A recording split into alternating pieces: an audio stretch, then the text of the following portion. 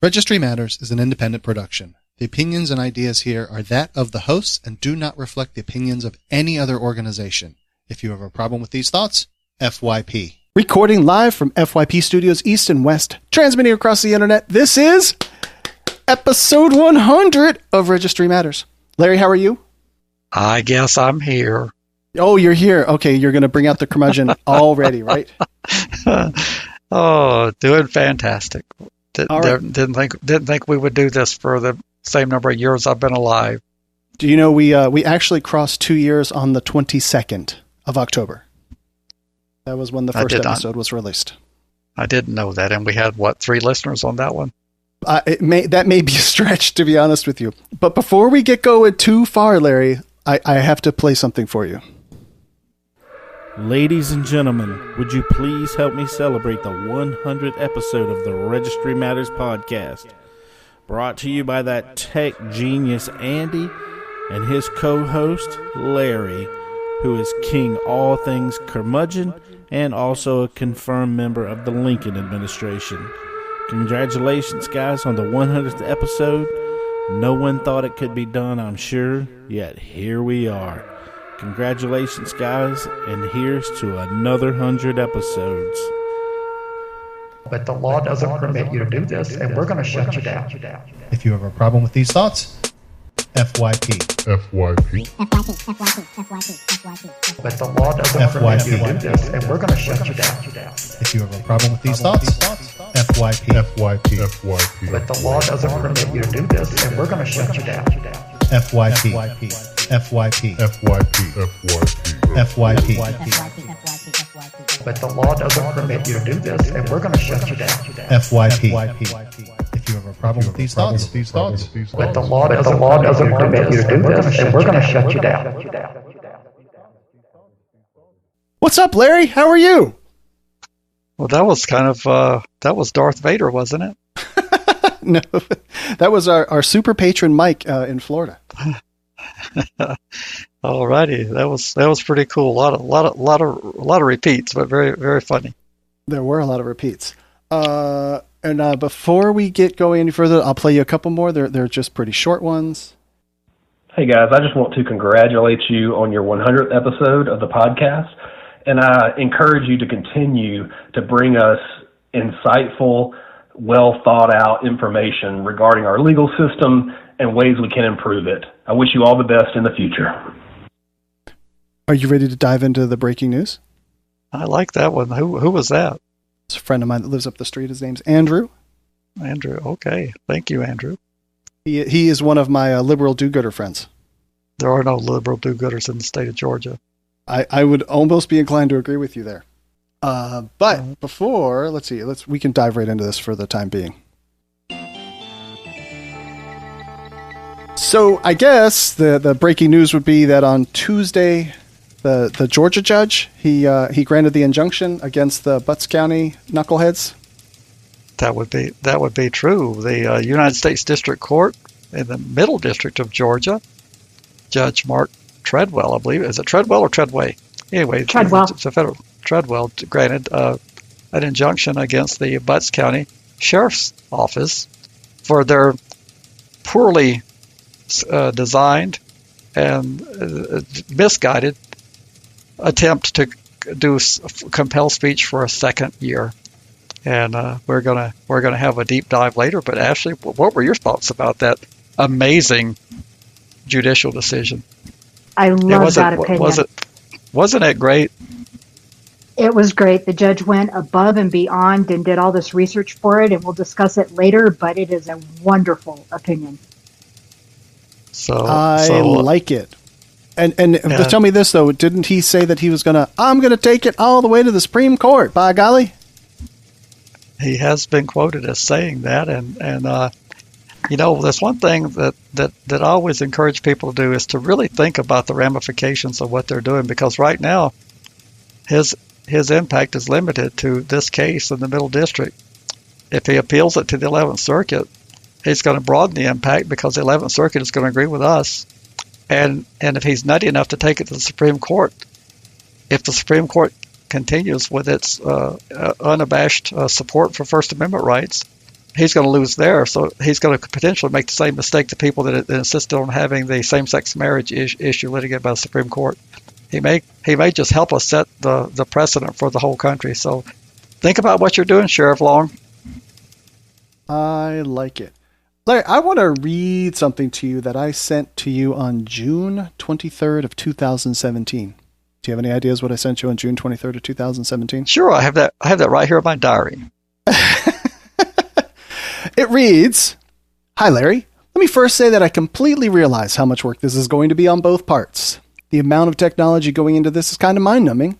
That is only balanced out by the amount of legal analysis that is necessary to delve into this with any level of authority, along with professional friendship relationship behind it. Therefore, you and I are uniquely qualified to pull this off. In abstract, my idea is to have a weekly, flexible, podcast where a discussion of 30 to 60 minutes occurs about various subjects related to the registry. This includes news items, SCOTUS, legal challenges, legal terms, legal strategy, advocacy, etc. The list of subjects is whatever we want. The amount of time to have the discussion is also wide open. Who are we and why are we doing this? I only know of one other person doing some kind of level of content like this, but no one else is doing this specific thing. Whereas you are the legal expert, I will play part of the facilitator to ask questions to you, my people, to understand. Since I am by no means a legal person, I will dig information out of your brain to hopefully bring it down to my people to understand. This isn't everything, but it is most of it. I know it's a boatload to digest. My question is to you, are you interested? Warmest, Andy." Do you recall? It sounds vaguely familiar. And what was my response? Well, I mean, we are here at episode 100. So after dragging you through the mud, kind of kicking and screaming for a little while, then October 22nd is when we released the first episode. So it took a couple months to get things rolling. I can't imagine I would have even answered an email like that in an email. I suspect I would have called you. Did I actually answer that? The answer may have been something like, "Sure, we could give it a shot." And can you answer the question of, do you know what a podcast is? Or did you know what a podcast was? I had no idea. That's what I'm saying. I can't even imagine I would have answered that. I would have probably said a what? Right. I had heard Rush and different people, Sean Hannity, talk about they'll tune into the podcast, but I had no idea what they were talking about. And I'd heard people say you find it on your favorite podcast app, and I had no idea what they were talking about either. So I would have probably called you and said, "What on earth are you talking about?" is what I would have done. Yeah, I understand. So to continue with the theme of the evening. Hey, happy 100th episode of Registry Matters. Happy anniversary, Larry and Andy. Such a great podcast. Always enjoyed it. And I hope to hear many, many more. Happy anniversary, 100th episode of Registry Matters.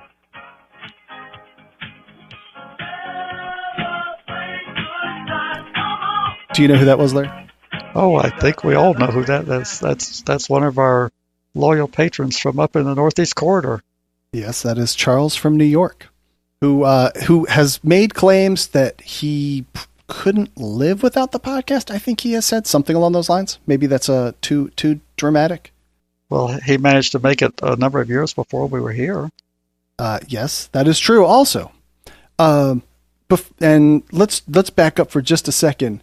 We heard a voice a minute ago, and there wasn't any sort of proper introduction. Who was that? Who came on during the breaking news? Oh, that would be Ashley Raymore Cloud, the New Mexico Liberty and Justice Coalition staff attorney, former prosecutor, and now she's come over to the right side. But she had this delusion that she was doing good work as a prosecutor, and you could do more to administer justice. But I mean, what kind of delusion was that, Ashley, to think that you could actually do justice as a prosecutor? It was completely delusional. I went with it for 25 years, but at some point I had to wake up, and here I am on this side. I still want to have like a deep dive with you on that whole detour, maybe a Patreon extra that we could do, just because I'm baffled by the concept, because all the stuff that we cover here just seems to be prosecutors are not our friends at all, ever, except for people like Larry Grasner.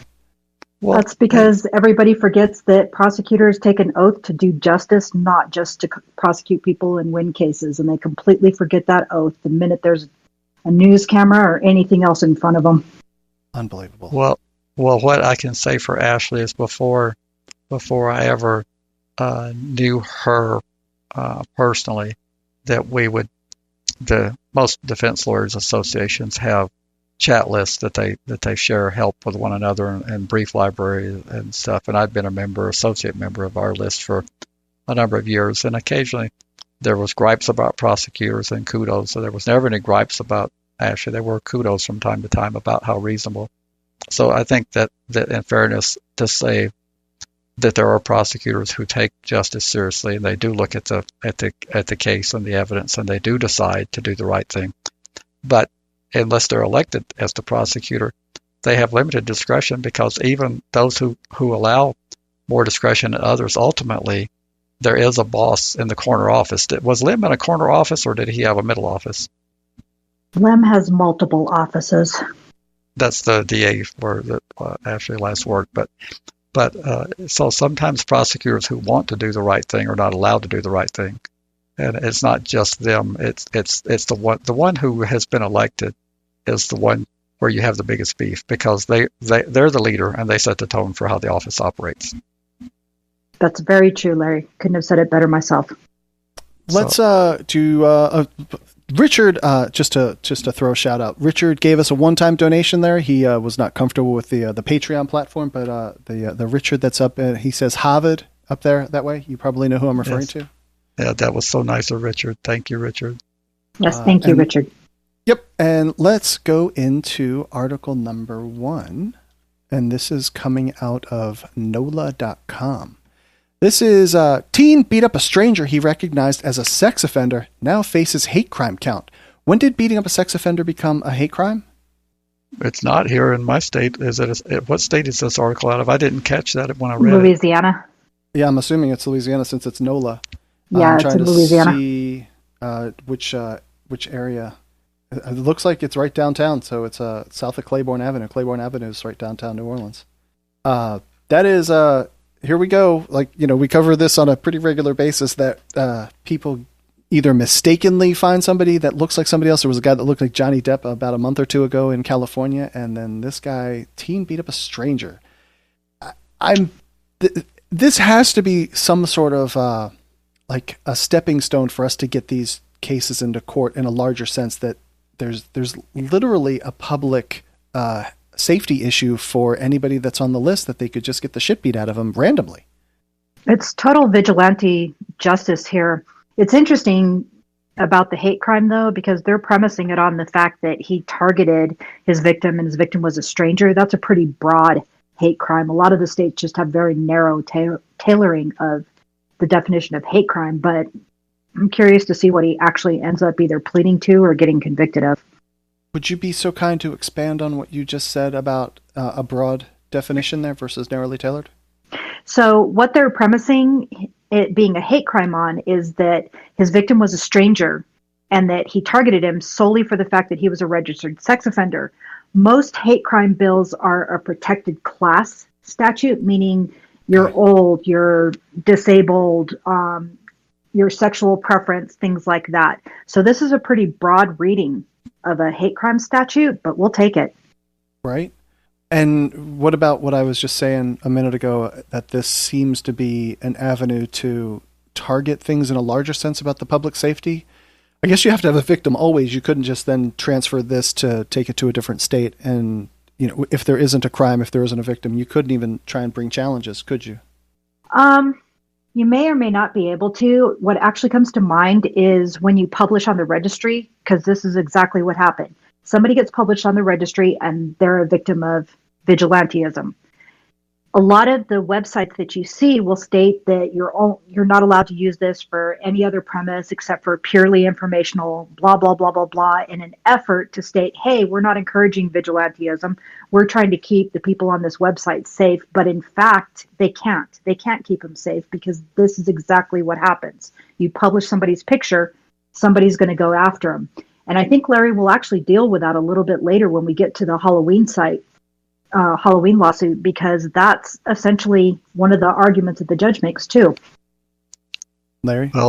Well, if I were on this person's defense team, people, you have to think in the mindset of which team we're on. Our criminal justice system doesn't have a kumbaya where we try to work together for the collective good to come up with the best outcome. There's some systems designed that way. That's not the American system. Our system is one of an adversarial approach. And so if I were on the defense side, which is where I've always been, I would give no regard to the fact that he beat up a sex offender. Our job is to defend him and make sure the state does not secure a conviction. So I would just take what Ashley gave me as a gift, and I would run with it and try my best to get the charge dismissed, because I would say that this is an overly broad statute that allows for whimsical and uneven prosecution, and it's not sufficiently tailored so that it informs a person of ordinary intelligence of how to conform their conduct to law. It's already against the law to beat people up.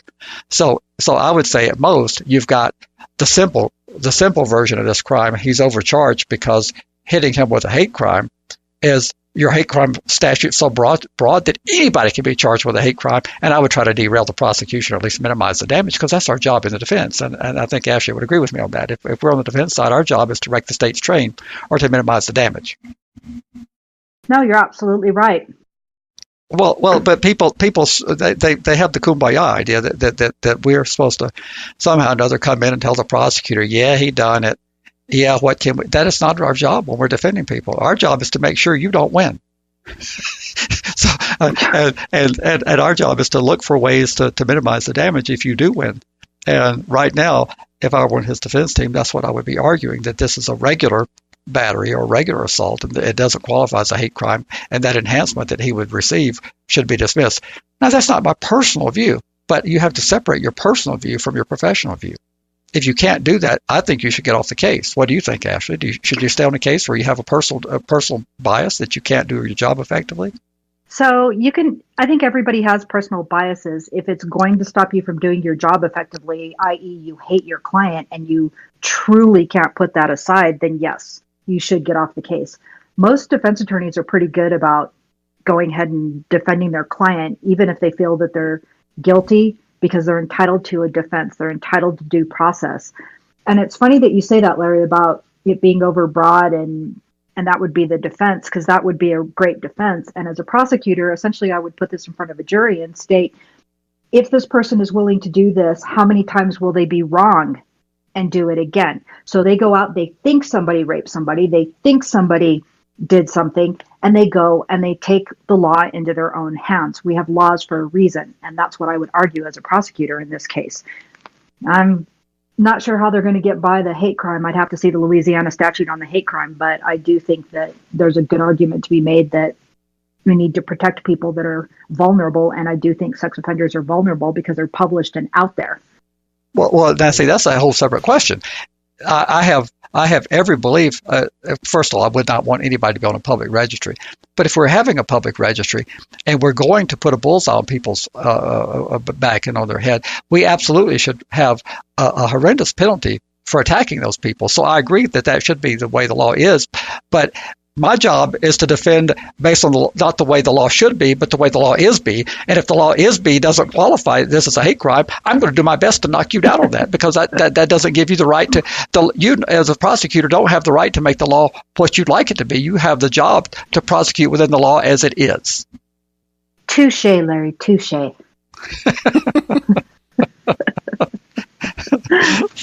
So anyway, we would be at each other professionally, and we would go out and have a meal afterwards. And I'd say and the way it used to be collegial, I think, Ashley, I don't know how it's been changing over the years, but when I first started this business, the defense and prosecutors were very collegial. I mean, the argument we just had would be ending at the courthouse steps.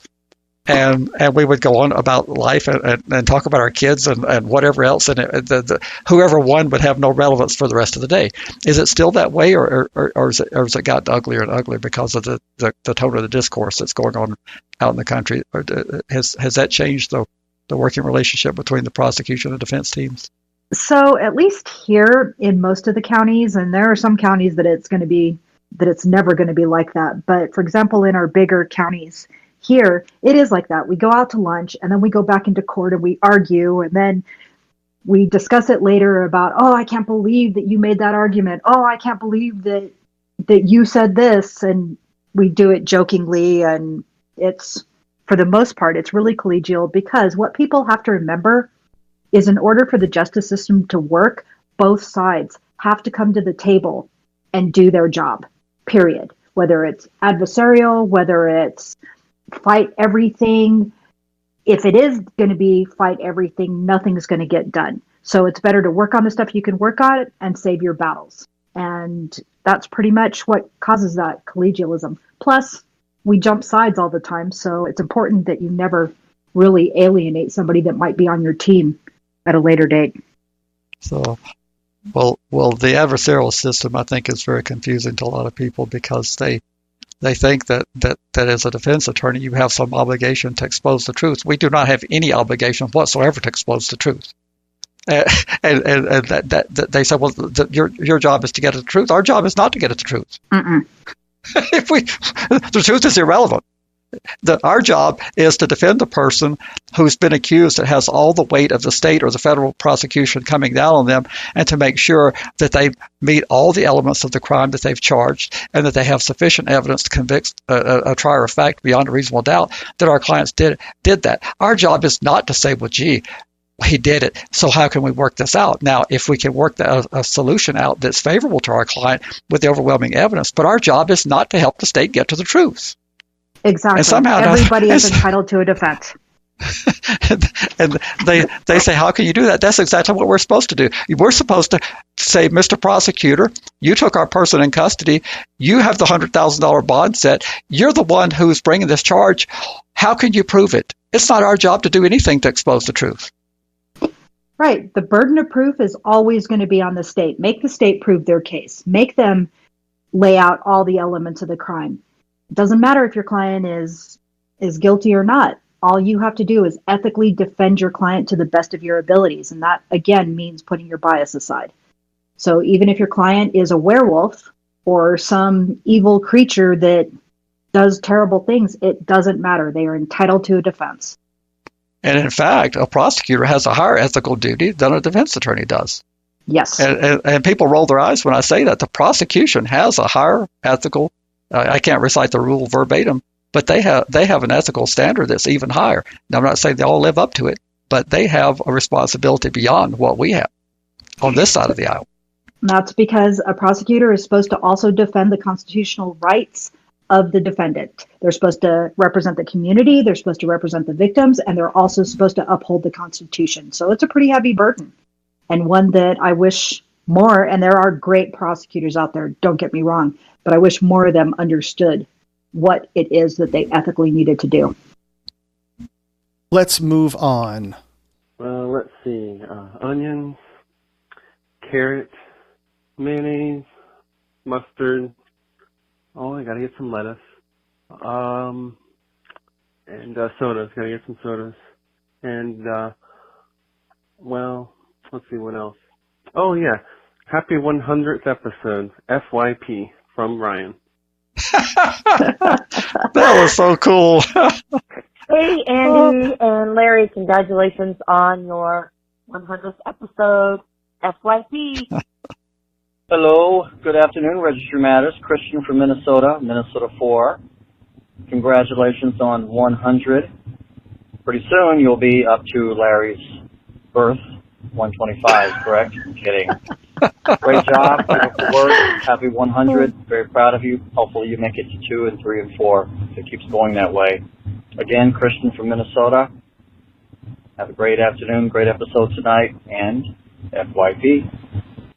Registry Matters done hit 100 episodes on their podcast today. Congratulations, boys. Keep up the good work. We're going to continue listening, and I hope everybody else does, too. I have no idea who that was. Do you know who that was, Larry? I wouldn't have a guess. That wasn't somebody with MF in the middle of their initials, was it? See, that's who I thought it was. That's who that was. That was MF. That was MF. Let's bounce on over to the Boston Review article about Halloween and stranger danger. This article's kind of fun because it points out that pretty much the whole thing is just some smoke and mirrors. It's a scam. It's a scare thing. And there's literally nothing to be afraid of from that. There's no razor blades or chemicals laced in the candies. I mean, there have been a case or two of these things, but it's all bogus. And somehow the public, it's like in our conscious, it's in our psyche now. And this article, actually kind of a longish article, but just blows the whole thing out of the water. Well, there actually were some razor blades this year, Andy. Uh-oh. A guy got arrested for razor blades. I'm going to send you the link. So I didn't know about that. Yeah, I've said I've never heard of it, but now, if this is to be believed, there has been a razor blade incident.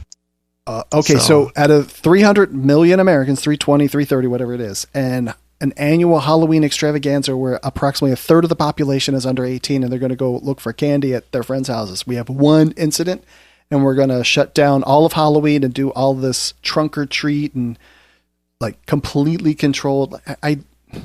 Why can't kids go walk around neighborhoods and go knock on doors and get scared and toilet paper people's houses? Like, I don't know. That's how I grew up. And that doesn't seem that like, it's just an annual thing. People kind of lose their minds a little bit and then everything goes back to normal.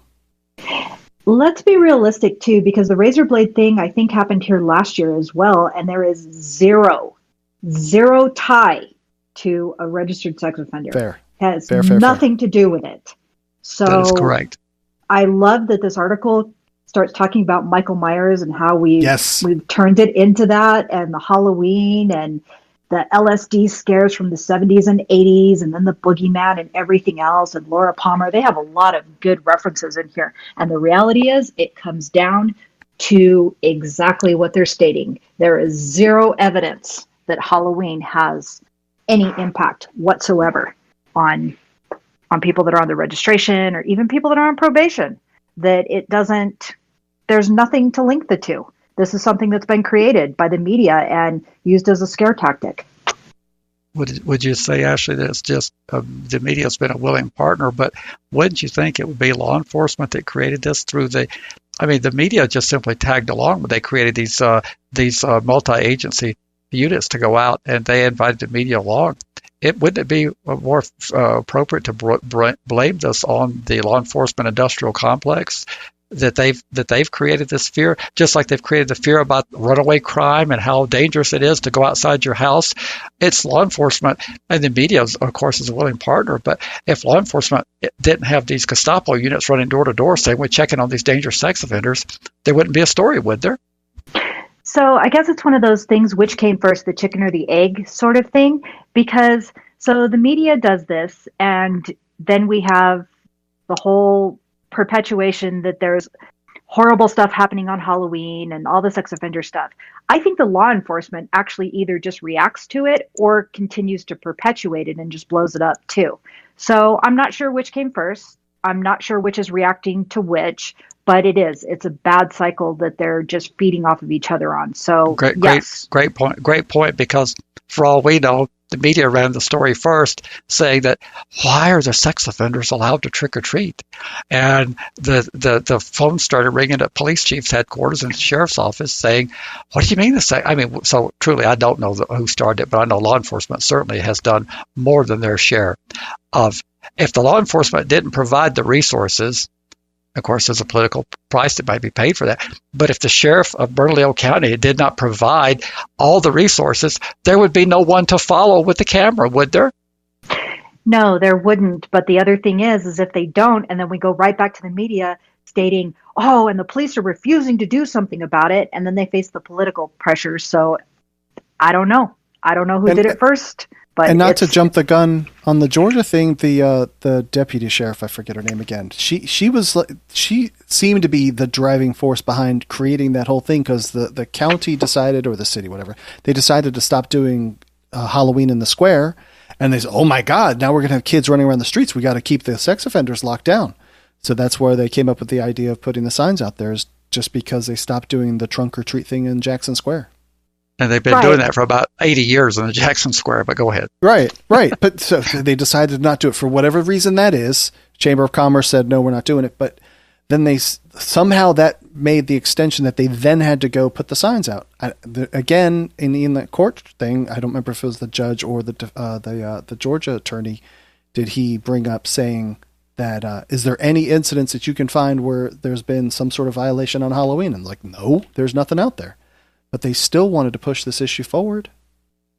Right, and we'll deep dive into it, but one of the other things that he brought up as a result of that was that there was nothing to show that just because there was going to be an increase in trick-or-treaters because they didn't have that trunk-or-treat thing going on, that it was actually going to increase any incidents that already weren't occurring. So it was really diligent by the judge. Tell me this, Larry, from the politics side of the equation, articles like this, to what degree of impact do they have in fighting these silly rules and that happen to us? They have an enormous impact. Do they really? I thought you were going to say nothing. That's what I thought he was going to say. They do have. It's like the if I'm following the question, if I've got what you're getting at, but the elected officials are very sensitive to the community.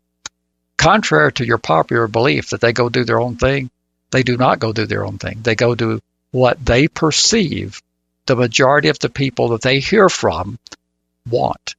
And they can't read minds, but they do read emails. They do hear feedback from constituents.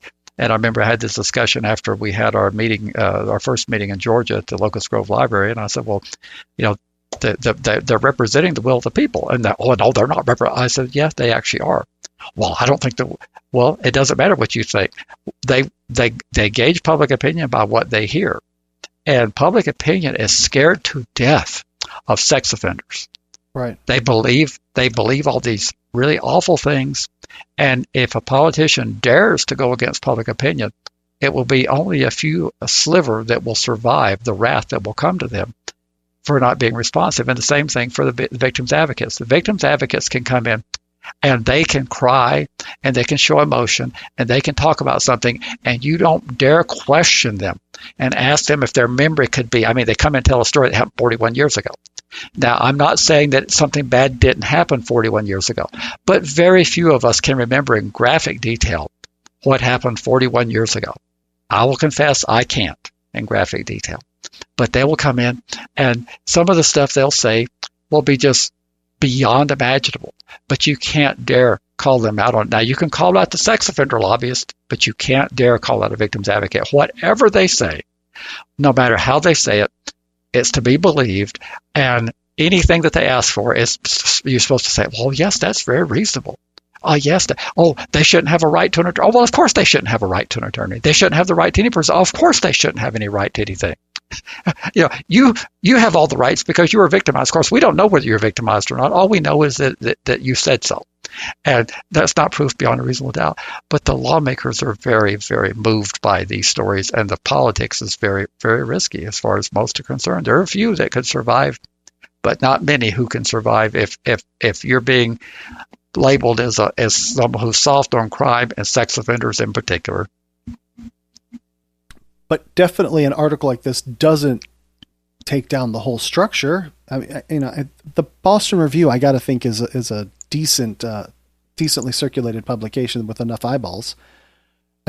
I'm skeptical that this does much other than, take it down a teeny little notch. But I got to think that most people reading this are like, oh, no, everything happens on Halloween's. I've got to keep my kids safe all the time. And these people are terrible. I'm just kind of skeptical that this article has any sort of impact. Well, I'm looking at it from the other side of what the way you're looking at this article is saying that Halloween Stranger Danger is a myth. The public doesn't believe this article. This is like the statistics that I did in the conference in Atlanta when the guy almost exploded like that movie Scanners. That was that was probably the last movie you saw, Larry. I'm shocked he came up with that reference. I know, right? Christopher Walken. I saw that in the theater, Larry, when I was like 2.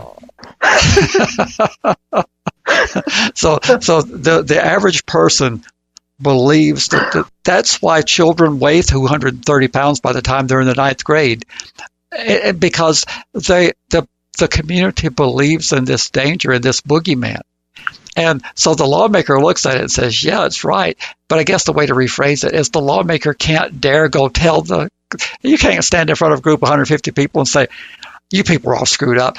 This is all imaginary and you're nuts. Try doing that when you're in a public office and tell me how that goes over for you. So this article has a tremendous impact on lawmakers in terms of the ones who think it through, they say, yeah, it is crazy. But it doesn't change the reality of their voters. You know what's really funny about this too, on that note, talking about not changing the voters, is that so you see article after article where they cite the extreme danger that sex offenders are, and they cite all these inaccurate statistics. And then you have articles like this that state, no, 97% are either molested by a family member or the stranger danger is a myth. But it's funny, you don't see that getting repeated. You see the other one where it's like, oh, every single person who walks down the street encounters a razor blade on Halloween sort of thing. But you never see the real statistic actually get repeated. So, well, I'll give you an example. He's no longer in office, and I don't think he ever intends to run it again because he's in his 80s. So we had a representative here named Tom Anderson, and he was Republican, but one of those who was reasonable enough that you could have very, very pleasant conversations with. And he would admit that what the constituents believed was not true. And he, in a conversation, we both were at NCSL together. We were talking about the sex offender stuff. And he says, well, I help you as much as I can. And he did help us as much as he could. He said, I help you as much as I can. He said, but I'll be roasted by my constituents. He said, even though we know this stuff isn't true, that recidivism is not off the charts. He said, we just had the New Mexico study done at that time. He said, we've even got a New Mexico study that says that. He said, but that's not where the people are. And I keep pointing the finger back at the people because it's the people that have the say-so. We live in a representative republic where the people direct the legislators, not the other way around. I mean, they are representing tens of thousands of people. Like here, a senator represents about 50,000, and a state rep represents covers about 40,000 people.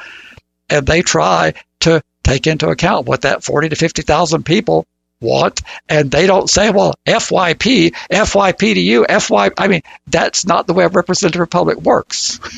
Yes. So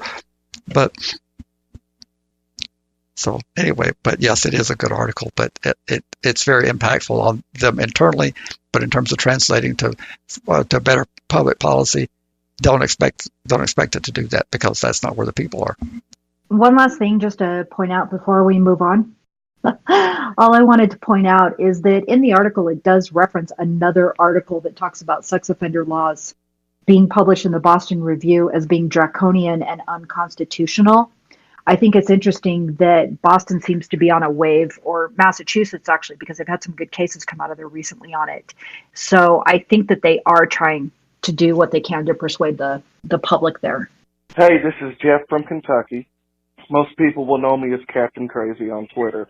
I just wanted to call in and congratulate both Andy and Larry on 100 episodes of the Registry Matters podcast. Registry Matters is the first podcast I ever listened to and remains to this day my favorite podcast. I had no idea there was anybody out there that pushes back against the oppressive registry. Through Registry Matters, I have made contact with NARSOL, and I am even able to contribute a modest amount every month to the podcast and to NARSOL. The Registry Matters podcast brings hope to the hopeless, and I look forward to it every Saturday. The listeners have come to refer to funny things that Larry says as Larry-isms, and my favorite Larry-ism is when Andy will say something terrible that registrants have to deal with, such as a homeless registrant got 10 years in prison because they didn't have an address to register, and Larry will say, I don't see a problem with it, Andy. Every time I hear that, I laugh really hard, and if I happen to be taking a drink, it ends up on my phone. Thanks again to Larry and Andy, and congrats on 100 episodes. And as always, FYP.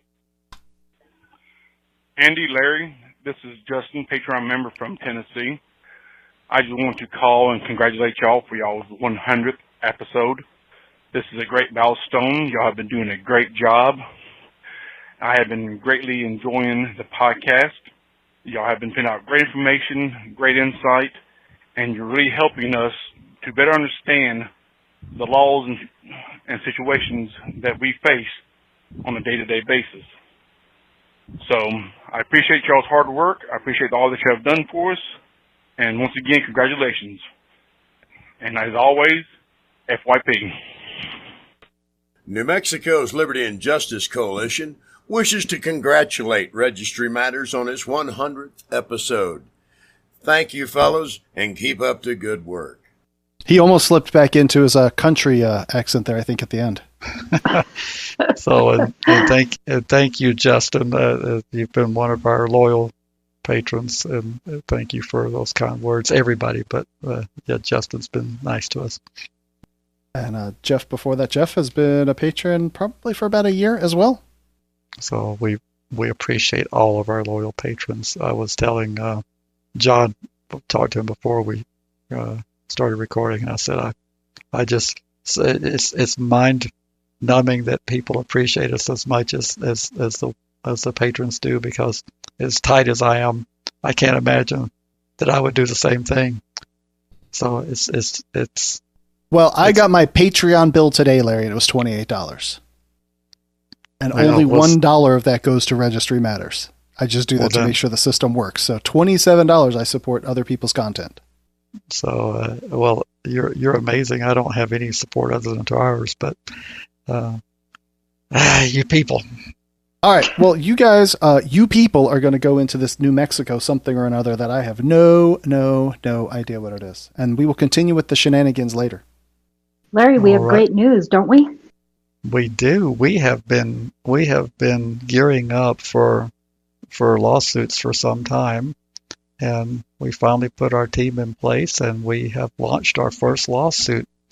And I'm going to let you carry most of the lead on it, but I'll tell you that we are not trying to get people off the registry at this stage. The result may be that people may be removed from the registry.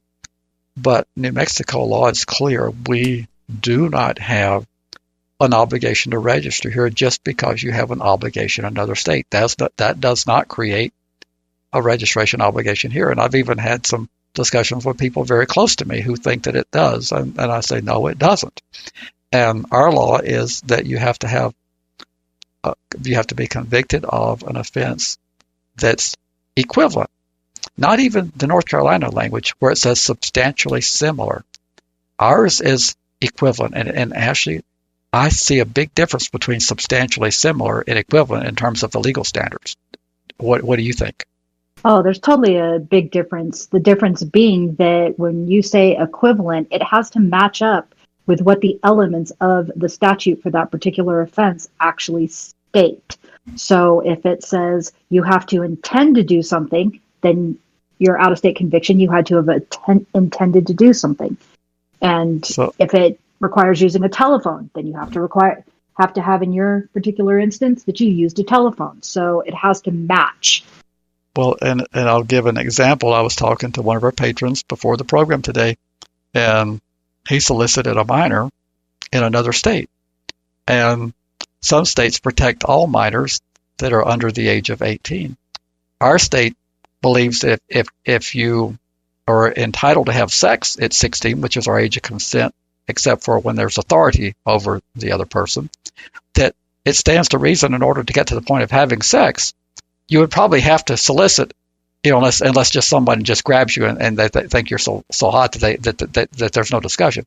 So in order to get to the stage of having sex, which is lawful, it would stand to reason that there would be some discussion about sex. So therefore, if you solicit a person who is above the age of consent, that is not a registrable offense here, because it is lawful to propose to have sex with someone who's above the age of consent. Well, this person was in a state where they actually, I don't want to give out too much information, but this person is currently residing in a state where they don't have that protection. They cover everybody if they solicit a minor. So if that person were to move to New Mexico, that conviction is not equivalent to anything we have here. Yes, it is a sex offense, but all sex offenses are not registrable. So our argument for this lawsuit is about whether or not the person has an equivalent offense. And that's our beef here, is that we don't have a process in place for that equivalency determination to happen. So Ash is going to tell us more about the case, but that's our beef, and take it away from here. Where are we going with this lawsuit? So where we're going with this lawsuit is that this is the first step. There is case law that came out in 2012, and then there's been subsequent case law that states that you are entitled to due process when you move here to see if you meet that equivalency test. So you don't just show up in the state and they take a look at it, which is actually what they do, but you're not supposed to. They take a look at it and go, oh, this statute is the same as this statute, so you have to register for 20 years or lifetime every 90 days. What they're doing here is they're doing it that way. The case says that you have to get due process, meaning you're entitled to notice, you're entitled to a hearing, and you're entitled to an appeal if you disagree with their translation. The other thing that's happening here is there are about 1,000 people that are still awaiting translation, meaning when you show up here and you have to go register, they automatically default you to lifetime and every 90 days, or 20 years and every 90 days, or some consideration, oh, you had to register in that state, so you have to register in this state. Or, I mean, they're making these requirements without actually meeting the test, which is, was it an equivalent offense? You get a hearing. The case law suggests that that's in front of a court, which they're not doing. Basically, you show up at the sheriff's department, they make a determination, or they bump it up to the Department of Public Safety, they make a determination, and they basically are just going off a grid or a metric. So our lawsuit is to force them to do what the case law said that they needed to do and what statute said they needed to do, which is give people due process. Don't just bring them in and make them register by default for every 90 days or lifetime. And while you're awaiting that translation, then it should default to the least intrusive one, which would be the 10-year annual. And so that's what we filed the lawsuit on. It's very specific. That's all it's dealing with at this stage. And some of the people that we named as plaintiffs may very well not have to register. Some of them may have to register exactly as the way that they're registering now, and some of them may have a lesser duration and a lesser frequency. So it's across the board. So you guys are saying that people deserve a break when they come to New Mexico. So if you have to register in Oregon, why shouldn't you have to register here? I mean, that's crazy talk. If you're a sex offender in Indiana and you're a sex offender in Colorado, would that just create a sanctuary, a thing where people could just pour in here by the dozens? What makes people like you tick to do something like this? So let's be real clear that we're not stating that anybody is entitled to a break. We're not stating that we need to become some sort of haven or anything. What we are stating is that regardless of who you are, if you're entitled to due process, which you are entitled to due process as part of this, you have a constitutional right to get your hearing, to get your notice, to get your appeal, and to get all that stuff done and not just sit on a registry for 10 or more years being published if you don't even have to register in the first place. So it isn't about breaks. It's about a constitutional right to due process, and that's what we're fighting for. Well, didn't those people give up that right when they committed their sex offense in Oregon? I mean, why did they come here to start with? Why can't they just stay where they be their creeps up there in Oregon? Why did they come into the land of enchantment? People move here for all kinds of reasons, Larry. Family, employment, the sunshine, the turquoise skies. I mean, there could be a lot of reasons why you move here. And you don't walk away from your constitutional rights when you are charged with an offense, even when you're convicted of an offense. That's why we still have habeases and writs of mandamus and federal lawsuits, because you don't give up all your constitutional rights. And that's what we're proposing. This is the first stage. That's the answer I was looking for. We have a full faith and credit clause. When you leave one state, if that state has gotten away with doing crappy things, that doesn't mean we should emulate the crappy behavior. Just because Georgia registers people for obscene phone calls, that is to minors, that's not going to force us to register people. We're not going to be driven to enact and carry out misguided policies that you've done in Georgia. You can register as many people as you want to until you bankrupt your state. But we have chosen not to have as broad a registry as you have in Georgia. And we're not going to be forced to have that. Our law is it has to be one of our sex offenses on our list, or it has to be an equivalent from an out-of-state jurisdiction. And until you can change the law, you did put your hand on that Bible. You did swear you were going to uphold the law, and that's what we're going to hold you to. You're going to follow the law, and that it has to be an equivalent. And if you want to try to change the law, you can try to do that. That's your right as well. But until the law says something different, it is an equivalent from another jurisdiction, not just merely the fact you have to register. And we're going to try to hold you to that. That's the whole purpose of this lawsuit. Right. We have laws in place for a reason. We have case law that came out and stated we have these laws for a reason. So yes, we are just forcing people to do what they have already been told they should be doing. And it's not about a break. That's nothing to do with it. When people are registering as sex offenders, that's a regulatory framework. And some states may want to regulate more tightly and regulate more people. We don't. If you look at the population, the analysis of how many per population, there's that grid of the 50 states. We're on the lower end. We don't have as many as Oregon has. We choose not to register as many people here. But that doesn't mean that you get to force, because you're going to register everybody and their brother. That doesn't mean we have to do that here. Exactly. Are you people done? You people. You people. Mm-hmm. You just wait. You just wait. I have a surprise on the you people front. All right.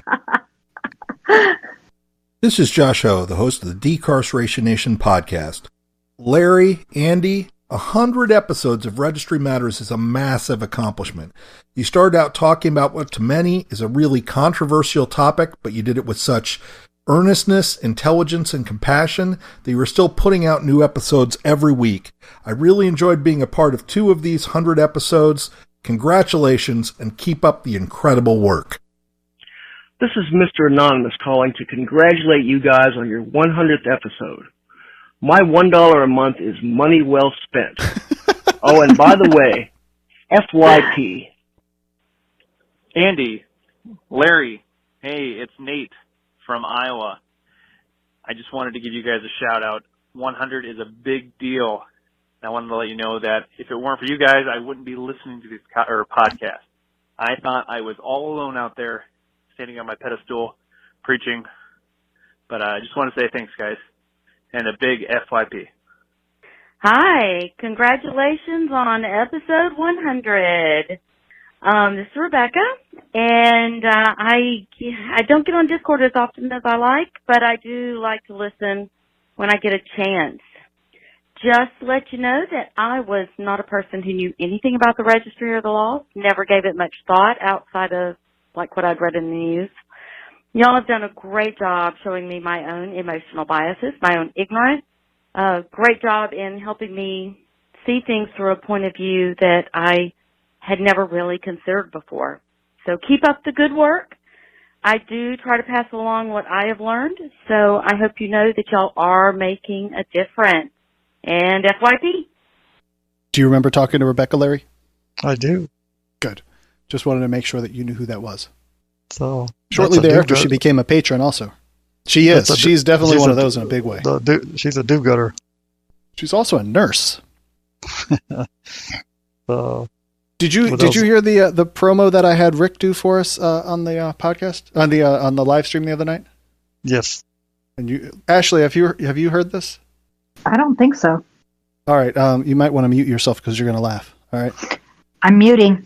All right. Registry Matters is more than just a podcast. It gives one the deep insights and analysis of what's going on within the registry.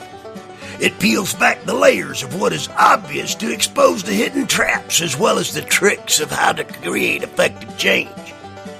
Each episode is a deep dive into how we can make change. Do you believe that the registry is unconstitutional? If your answer is yes, like mine, then each of us needs to stop waiting for someone else to do it, and we need to step up to the plate and take our swing. We can no longer sit by and wait for other people to fight our battles. We need you, all of you, to step up and speak out. But wait, you ask, what do we do? You start by listening to Registry Matters episodes to learn how to become empowered, how to affect change for each of us and our families that are affected by the registry. For more information, visit registrymatters.co or search Registry Matters where you listen to your favorite podcast. Tell me your honest opinion, Ashley. I think the only thing that would have made that to a different level would be if he was playing the dueling banjos and deliverance behind his thing. I probably could have done that, but I would have ended up getting some sort of takedown notice somewhere along the way. Larry, I hope you appreciate all the effort that went into this. I'm sure it was a lot of effort, and I appreciate everybody who took the time to those all sounded like phone calls. I've learned to tell the difference. I'm happy that you've been able to figure out the difference. You did hear that the first one was not done over the phone, right? Yes, but when he suggested we switch from the phone, I said he was crazy, but I can now tell the difference. I'm very glad. Before we go on to the next article, I think I need to start throwing these out there at you, Larry.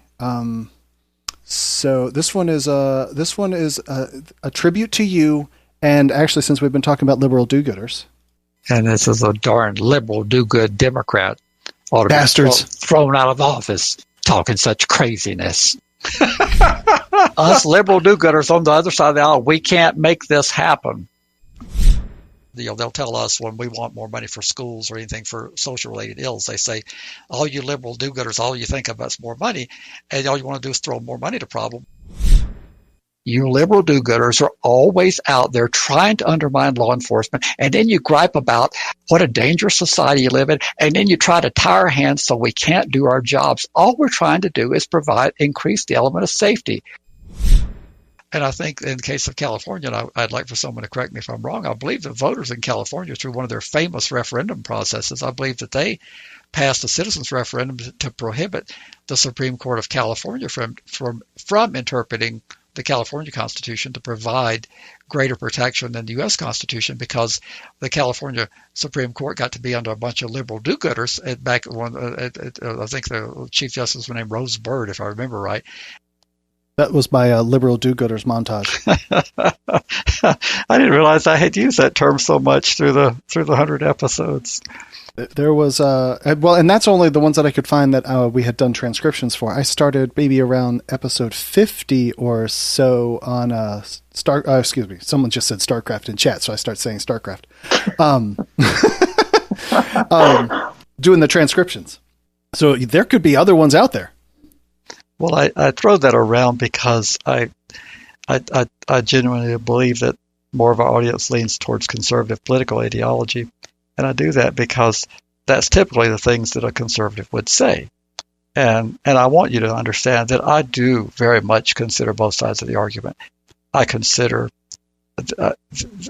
if you don't listen to other people, why they believe what they believe, and it's just crazy for you to think you know it all. So I do try to understand where people are coming from, and what they say. That liberal do-gooder is thrown around a lot, and when they don't really have a really deep explanation for not liking something, then that's a way it's a dismissive way to get rid of your point of view, is to say, well, he's just a liberal do-gooder.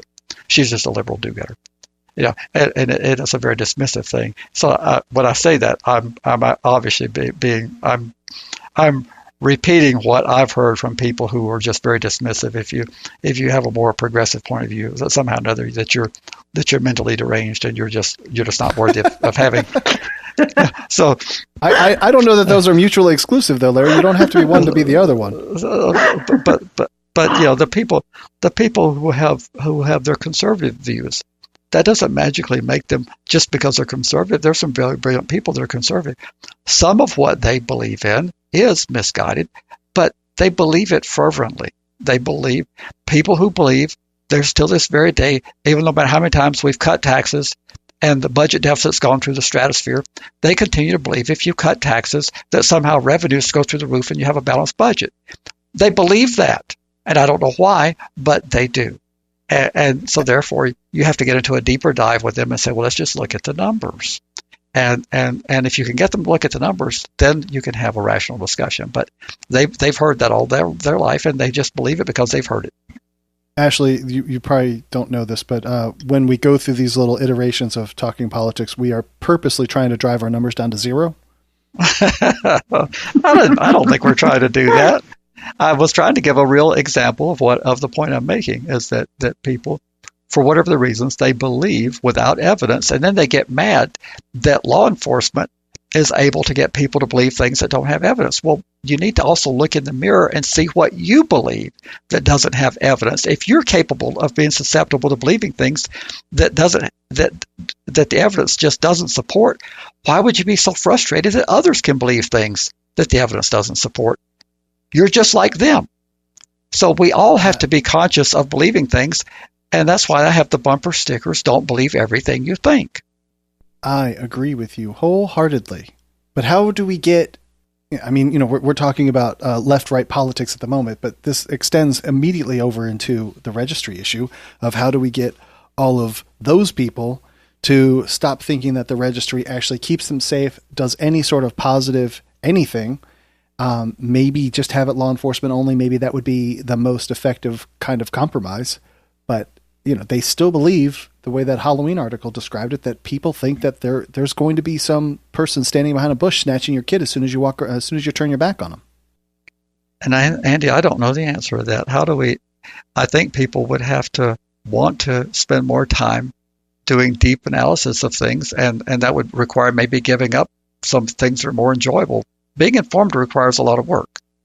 So not only does it require a lot of work, but it involves asking uncomfortable questions of people. And I'm going to give you an example that if people asked more questions, they might have different opinions.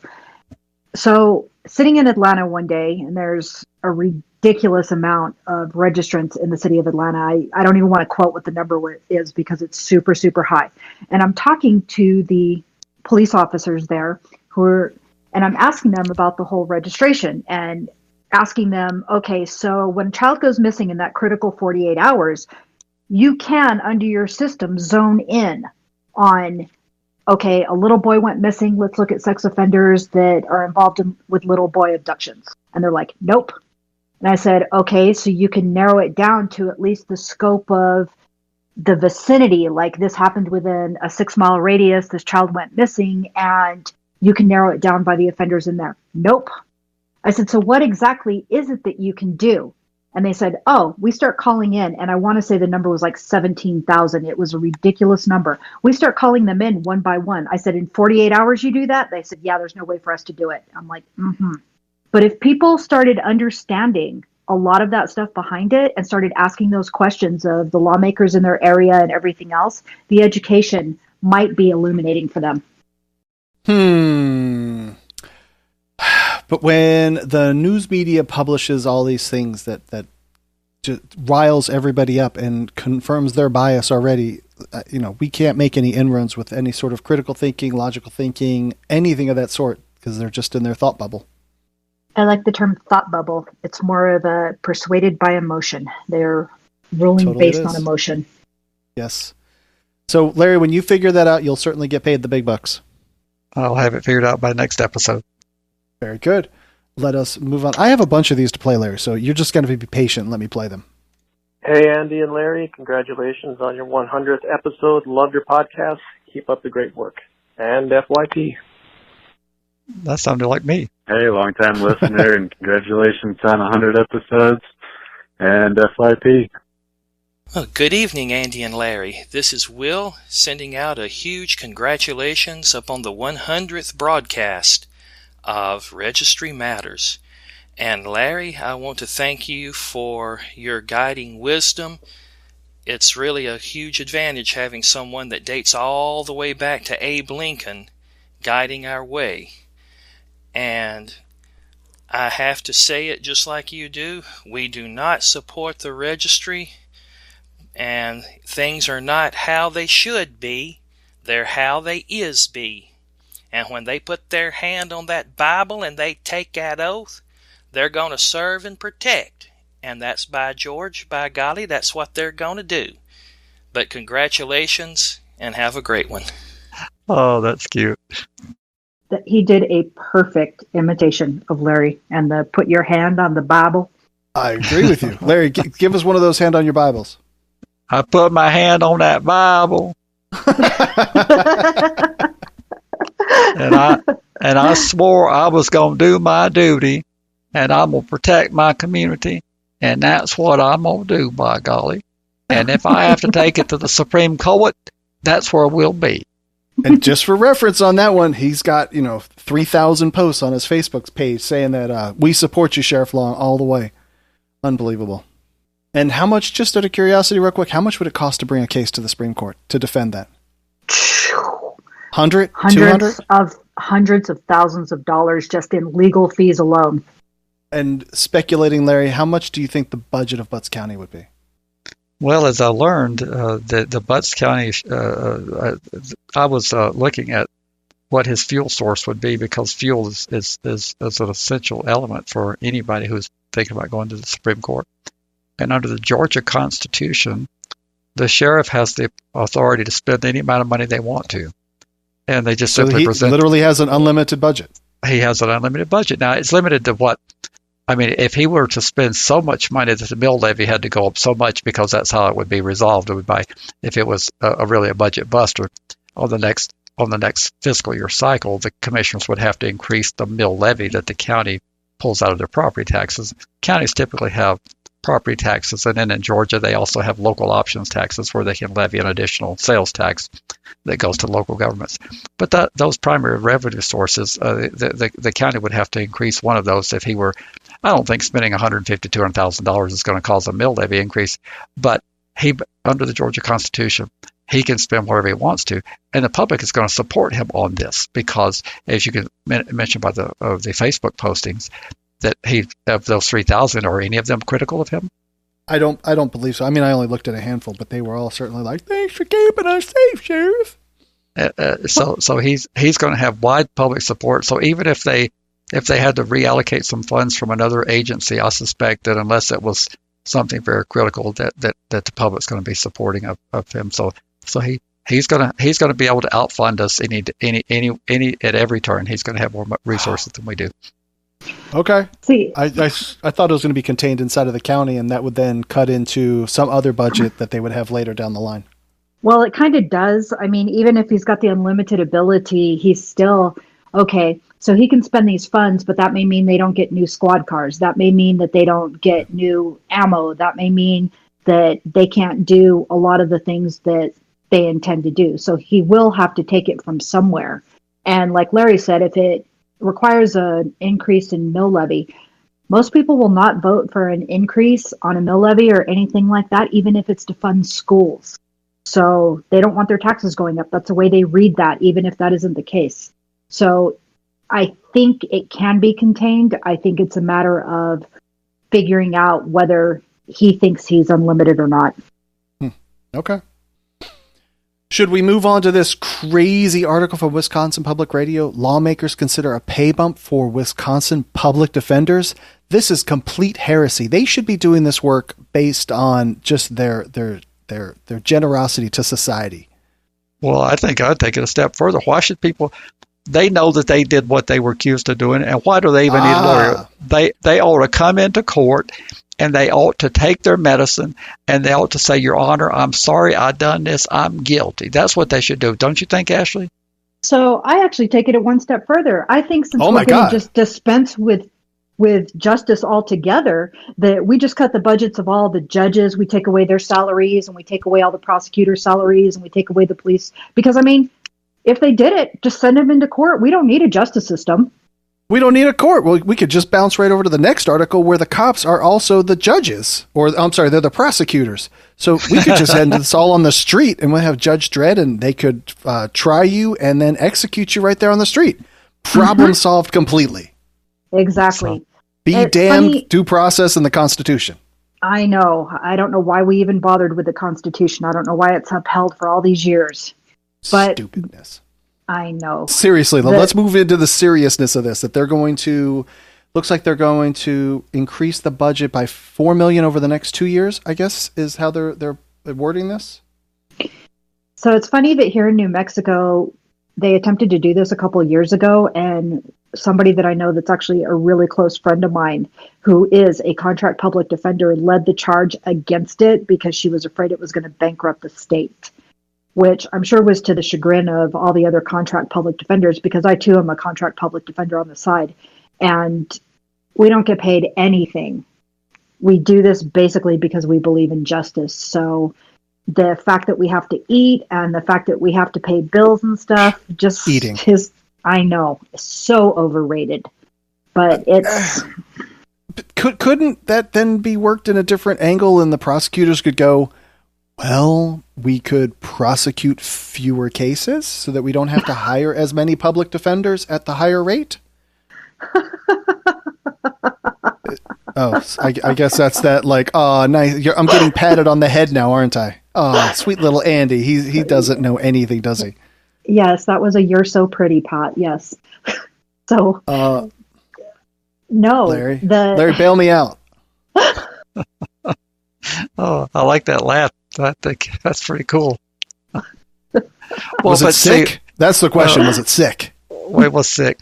But see, that's what we, on this podcast, I have relentlessly said that of the tripod of the judicial system, on our part of the tripod, we have no control. There's only the primary controller of the heavy docket that is so heavy that we can't even. That's the prosecution. They can control the docket. The judge can control the docket to some degree by holding prosecutors accountable to timelines and granting motions to suppress, which will actually extinguish cases. So the judges can make their caseloads lighter. There's only one tool that a defense attorney has to make since they're not the input, they don't create the input. There's only one tool that a defense attorney has to reduce their caseload.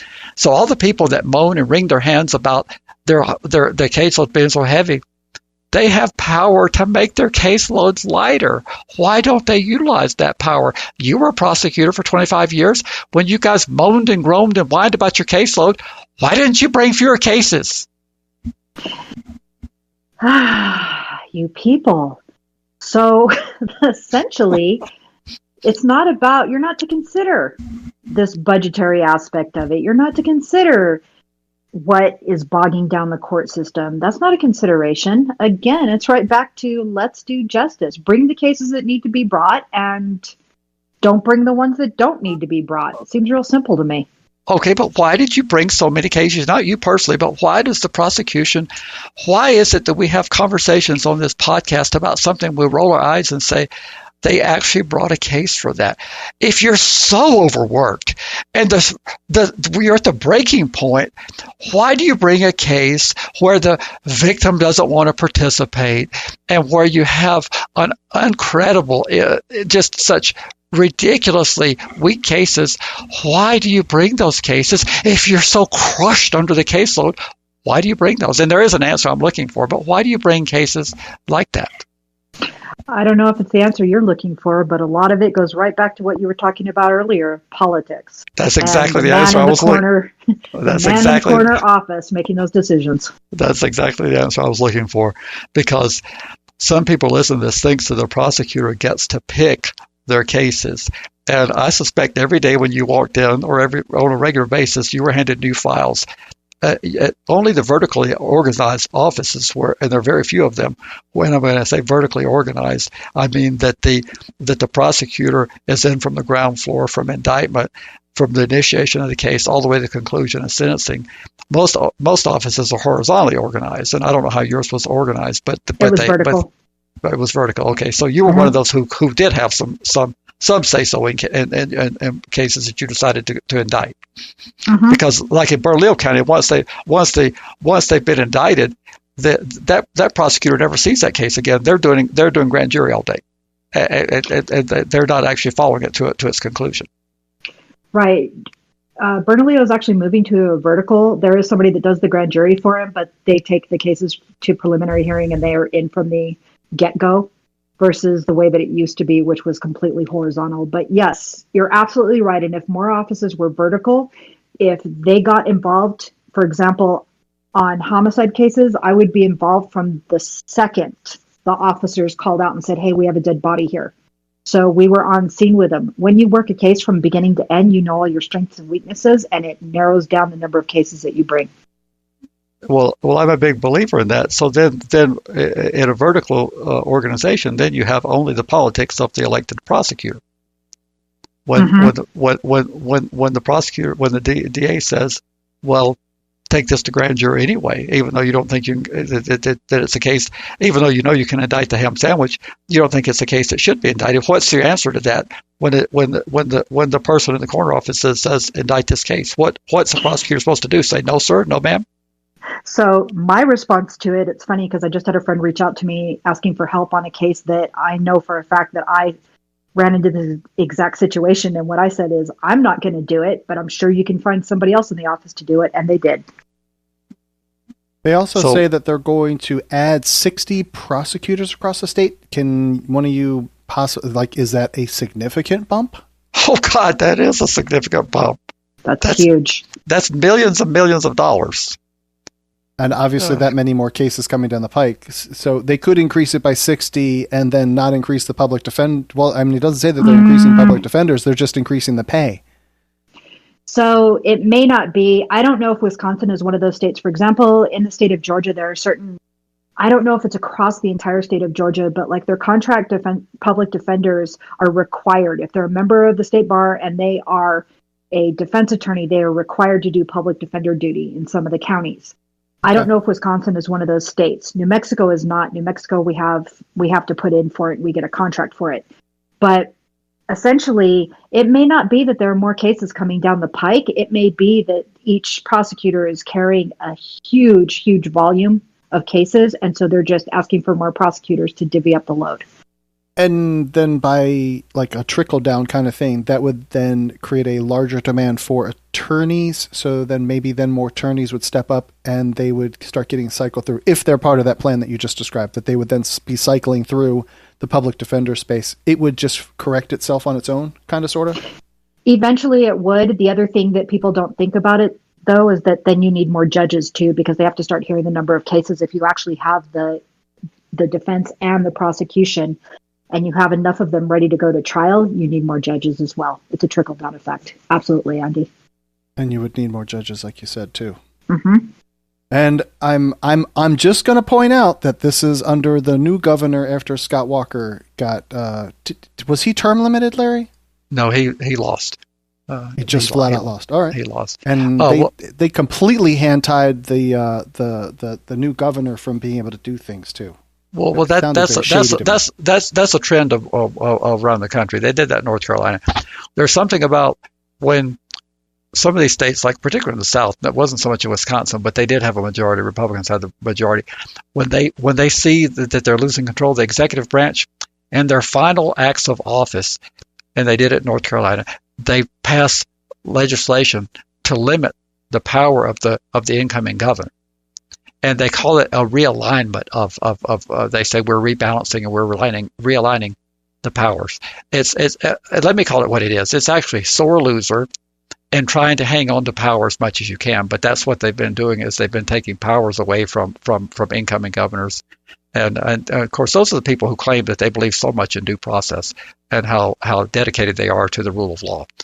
And when they have the votes and they have the executive and they would be both, a lot of them would be lame ducks themselves because some of them maybe did not get reelected, but they come into these post-election sessions of the legislature and they strip the powers of the incoming governor and they think that's somehow good. But back to this article, the hourly pay in Wisconsin, for those who haven't been on the podcast since we talked about Wisconsin, they had been the lowest in the country at $40 an hour. And this is supposedly, it doesn't say how much, but it's going to be a bump for private attorneys who take on the public defender cases. So maybe they're going to get them up to maybe $60 an hour. I was thinking 41. So it's kind of amazing that I mean, $40 an hour, as poor as we are, and I tell people our per capita income is really low, but we're not at $40 an hour. So now we have some really low flat fee on our flat fee scale for the public defender cases. Those have not been adjusted nearly enough, but on hourly billing, I don't think we're anywhere near 40, are we, Ashley? No. so we're better off than that. Very good. I'm going to play the last little batch of these, but then I have some bonus material for us, Larry. Okay. Hey, this is Jen. Happy 100 episodes.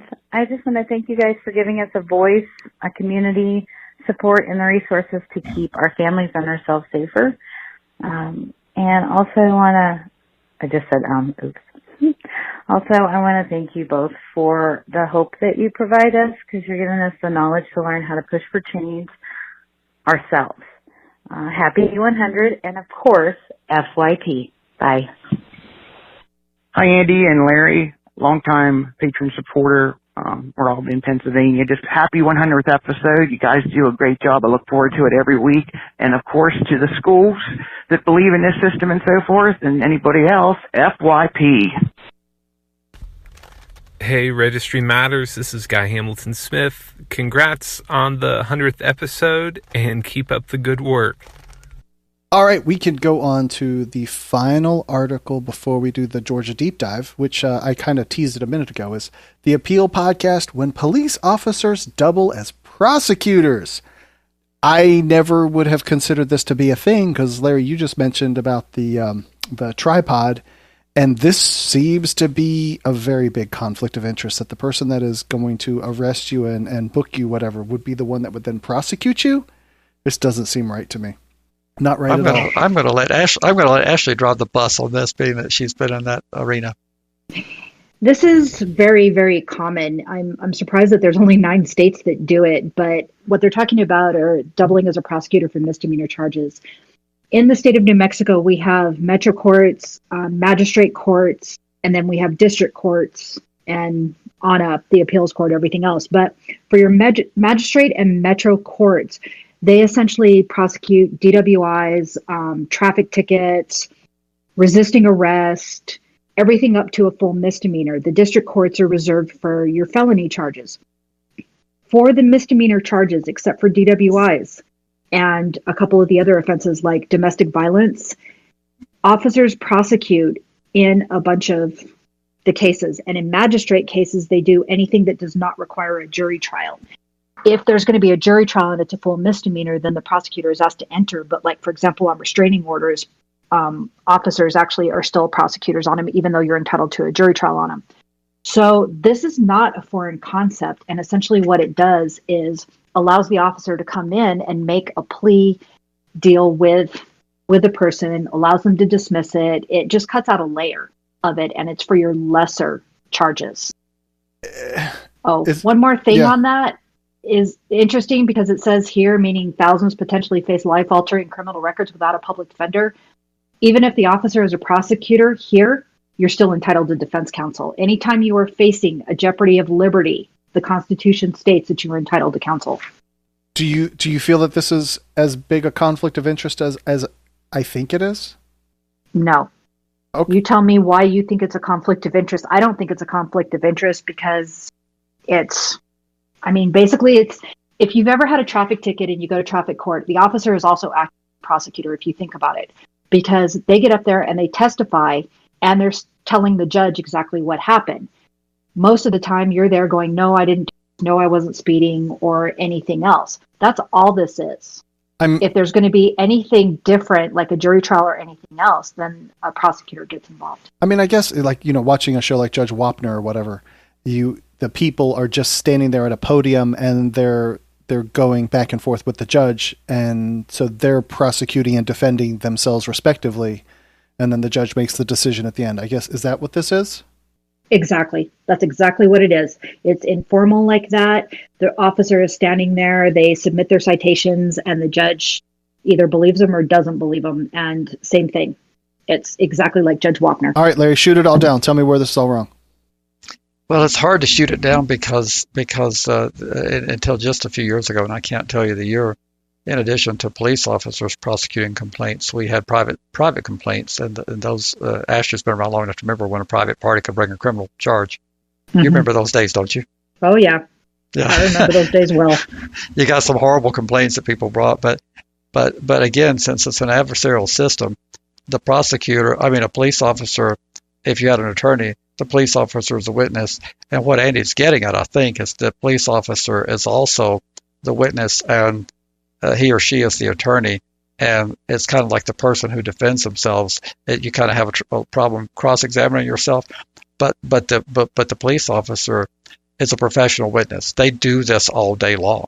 Yes. And they know they know how most police officers that have been doing DWIs, they know to lay the foundation for the breath card before they move for admission. And sometimes rookie prosecutors don't know that.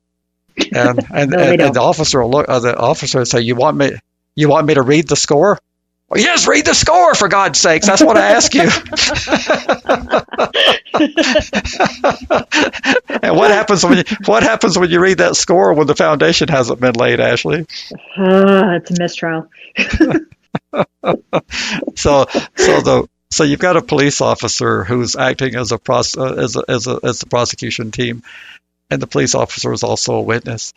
I don't see it as a bigger problem. I mean, other than the fact that the police officer is much better prepared as an attorney than you are. So if you don't have representation, you're in essentially the same posture you would be in if the prosecutor was on, because the police officer is going to be a far better prosecutor than you're going to be if you don't have any legal training. And I do see that as being the bigger issue. If they are actually forcing people to proceed without a public defender or a defense attorney, aside from, again, a traffic ticket or something really minor, a dog barking citation. But it's any time you are in danger, if there is any type of incarceration that's a possibility, you are entitled to a lawyer. So I would see that as being the bigger issue than the conflict of interest. And I totally get what you're saying, Andy, but that's why I don't think it's as much of a conflict of interest as long as you have a lawyer who can counter that professionalism in that officer. I mean, that's fair too. I think the test is 90 or more days, not more than 90 days before. I don't think, like on a petty misdemeanor where it's 90 days or less, are you entitled to a lawyer for a petty misdemeanor? So even if it's 90 days or less, for example, like on driving on a suspended license, if you are in danger of going to jail, you are entitled to a lawyer. So for any period of incarceration, they're entitled to any period of incarceration is what it comes down to. So if a judge, theoretically, if I'm sitting on the bench and my magistrate judge, and our magistrate judge is just for those who don't listen, of course they're listening, for those who don't understand, a judge in New Mexico, to be a magistrate judge, does not have to be an attorney. It could be. And most of them are not. And some of them are very fine judges who are not attorneys, so I'm not knocking that, and some are not very good as judges. But a magistrate judge sitting here is without a law degree sometimes gets very confused in terms of what due process is required of them, and they haven't. There's a magistrate's training that they go through, but it's very limited. It's a matter of days or a week or something, isn't it? It's not very significant. No, and they go to an annual conference, but still, a lot of it is up to, on the other cases, for the prosecutors and the defense attorneys to actually educate that judge. Okay, but if I'm a magistrate judge and I say, well, you're entitled to an attorney if jail were going to be a sanction, I will proclaim from the bench before we undertake this trial that jail is not on the table. Have I gutted that person's right to an attorney if I take incarceration out of the equation as a sentence? No. I have not. No. Even if you say, which a judge is not supposed to say, I'm not going to send you to jail, therefore you're not entitled to an attorney. That's not the standard. The standard is, the statute potentially call for incarceration? So I can't take that off the table as okay. Nope. Are we ready to move on? We are. All right. Before we get to the Georgia thing, I have to play this for you, Larry, and try to contain your excitement. Okay. All right. It's like, why don't you people do that? I mean, you claim you're an organization that cares about the offender. Why don't you people tell us where we can live? For God's sakes, what the hell's wrong with you people up there? But again, have you people forgotten what you did when you were 14? I don't understand him. He's paid his debt to society. He was a juvenile. When are you people going to stop? Like in the California prisons where they got grossly overcrowded, the federal judge says, well, I can't make you people build prisons. That's your prerogative. But what I can do is tell you that there's a limit to how many people you can put in these. And you people tried to commit me already. You people failed, and now you're at it again. He doesn't get to say that, right? It says a little something about who we are in this country. particularly you people in Naperville. Are you going to do anything about this? You people up there in Maryland are really strange people. Maryland. Don't blame it on all of us. Goes off and commits suicide. As I said at the time we talked about this, you people ought to be ashamed of yourself. And they said, what are you talking about? I said, I need to get a driver's license for crying out. You people do give licenses up here, don't you? Oh, yeah, you go to the Secretary of State. Well, there you go, Larry. There's my you people montage. That was when I was in Michigan. I was trying to figure out where to get a driver's license, and in Michigan, they don't have a motor vehicle division. They don't have a division of motor vehicles. And I said, well, I've got an out-of-state license going to expire. I said, how do I get a driver's license? They said, oh, it's Secretary of State. I said, to what? They said, you go to the Secretary of State. I said, no, I don't need to register to vote. I need a driver's license. They said, yeah, Secretary of State.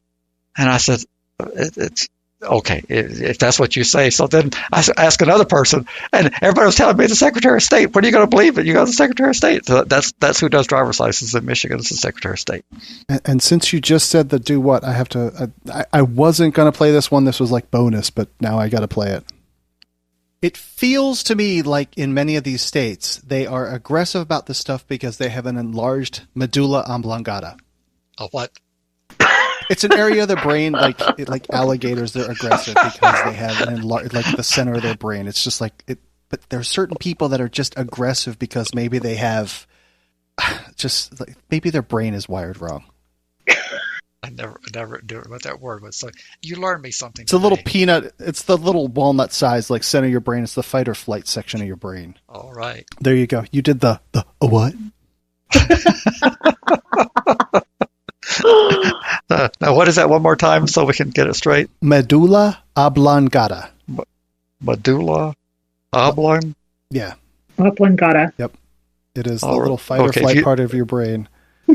And if you say so. What you have to do is there's this movie called The Waterboy. It has Kathy Bates, an incredible actress, and Adam Sandler, and it takes place in Louisiana, like out in the bayou somewhere. It's incredibly funny, but there's this whole thing about the reason why alligators are ornery is because they have an enlarged medulla oblongata. And he's like, anyway, it goes on, but it's funny. It's very funny. That's where it came from. Someone in chat that night had said, I bet you can't get this into the podcast. And I said, bullshit. I will get this in the podcast. I take that challenge and raid you too. Yes. And now there's somebody in chat named Brian in Louisiana. What's the odds of that? All right, let's cover this Georgia deep dive. We are already at an hour and a half, and so you have 5 minutes. Go. All right. Well, this is Ashley's, but I'll tell people that as we said in the news teaser, that we have a great victory in the state of Georgia, and I'm going to set up the why is it important, and then Ashley can do those legal analysis. But it's important because we operate under a rule of law in this country, and we don't agree with all laws. But in Georgia, we do agree that there was no law for the sheriff to unilaterally impose a requirement that people post these signs. And we felt that we have to draw the line somewhere. We don't like the states where they have laws, and there are a number of them, and some local communities have laws. But we had a unilateral action by 2 sheriffs last year in adjoining counties in Spalding and Butts. And we felt strongly enough that we put them on warning right before Halloween last year that they shouldn't be doing this because they lack the authority. And this being NARSL, the National Association for Rational Sexual Offense Laws. We put them on warning that you can't do that because you lack any underlying authority. And they laughed and they scoffed and they said, well, good luck. Good luck, because no Georgia judge is going to stop us. And a year passed, and we were putting together a lawsuit, and reaching out, trying to find the right attorneys and trying to find the right plaintiffs. And we filed a lawsuit this year, and we filed in both Spalding and Butts. We didn't file in the counties, but we filed suits against both Spalding and Butts. And even though they're adjoining, they're in separate judicial districts. Spalding falls in the Northern District, and Butts falls in the Middle District of Georgia. So we got assigned to 2 federal judges. Well, Spalding, congratulations to you. You did the wise thing. You actually folded and decided that they weren't going to post the signs. Now, I don't know if it was because they were wise enough to know they were going to lose the case. I think it was probably because they were trying to escape judicial review. and they figured that they could convince the judge that there was no crisis or controversy by saying we're not going to do it in 2019. Well, after discussion with our lawyers, I said, well, no, we still have a very much a live controversy because they said they're not doing it in 2019. They didn't say they're never going to do it again. And the only way we would be willing to withdraw the litigation would be if we can enter into a consent agreement enforceable by the court that says that they won't do it again, period. So Spalding, the issue abated because there was no emergency need for an injunction. So that case is still alive and it'll be litigated another day. But the Butts County Sheriff said, he said FYP, and I'm going to do this regardless. So then we had to have the injunction hearing, which was held a little over a week ago. And the judge ruled Tuesday, and we had a judge who did an enormous amount of work, which Ash is going to expand on. But we've got this beautiful opinion, and the judge enjoined the Butts County Sheriff from enforcing on our plaintiffs. Now, the judge did not grant class certification. The ruling technically did not apply to everyone in Butts County, but the judge did caution that you probably ought not do it to the others. And so at this point, Narsel has won the lawsuit. It's unlikely, in my opinion, that he'll be able to reverse this, but he's vowed to try. We'll just have to let it play out. So, Ashley, what's the goodies that's buried in this case that's going to help? Because the people in Georgia are happy because the other 157 county sheriffs are probably not going to be dumb enough to do this. But what good is this decision? Why is it important? And why did we focus so much of our energy on this thing when we should be bringing down the whole registry? Why are you people fixated on just one day of the year? You people. You people. So there's so many golden nuggets in this opinion. As I alluded to earlier, Judge Treadwell went above and beyond and did independent research related to the case and came up with a lot of good statements that actually don't just apply to this sign issue. We're going to be able to use them in other cases where they're trying to bring broad, sweeping impositions on registrants. So let's start with the first thing. As part of the order, he points out that the people that are being forced to put these signs in their yards are, by all accounts, in his own words, by all accounts are rehabilitated. They live productive, law-abiding lives. They're parents, they have children, and there is not, under its system for classifying, has not determined that any of these people pose an increased risk of, again, committing a sexual offense. So then we move on from there. Again, he says this decision was not based on any determination that the plaintiffs are dangerous. And he goes on to state that later in the case, too, stating that even if they're trying to say that they're saving the public and saving the children and everything else, they have not shown that that is actually, A, what they're doing, and B, that it has any effect whatsoever. In fact, what we discussed earlier is that the sheriff himself acknowledges that he hasn't had any problem with registrants in the county for as long as he can remember, if ever. He can never recall a time when he actually had any issues. Just because they didn't do the trunk or treat this time, and there's going to be an increase in trick-or-treaters, which is what they tried to use as a basis for putting these signs out there, doesn't mean that there is any correlation whatsoever. And the judge comes out and says the answer is not whether his plan is wise or moral or whether it makes penological sense. It's whether it runs afoul of the First Amendment of the United States Constitution. And he says it does. So then he goes on into this brilliant analysis, which essentially sets up, in order to grant, and what we have to remember at this stage is that this was asking for an emergency injunction, meaning don't put these signs up before Halloween. In order to meet that threshold, there are 4 things that you have to prove. And the biggest one being, let me pull it up here, the biggest one being that you can prevail on the merits. And most of the opinion goes to this: do you have a substantial likelihood of success on the merits? There's the other prongs include irreparable injury if relief is not granted, threatened injury outweighs the harm, and then entry of relief would not be adverse to public interest.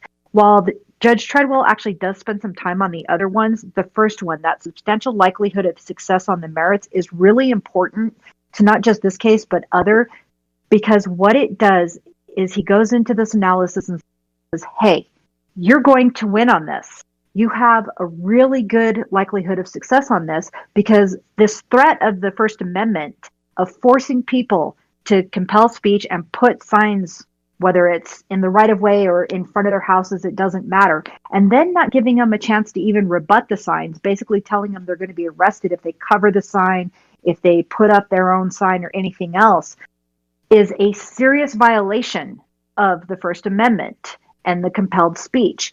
Once he makes that determination, he shifts the burden back to the defendants to show why the plaintiffs couldn't prevail on this. And it's a really good little shifting, which means that now the sheriff is on the defense and has to come up with a reason as to why he should put these signs up. There is nothing in this opinion that states that he could do this. And there's terms like vaguely.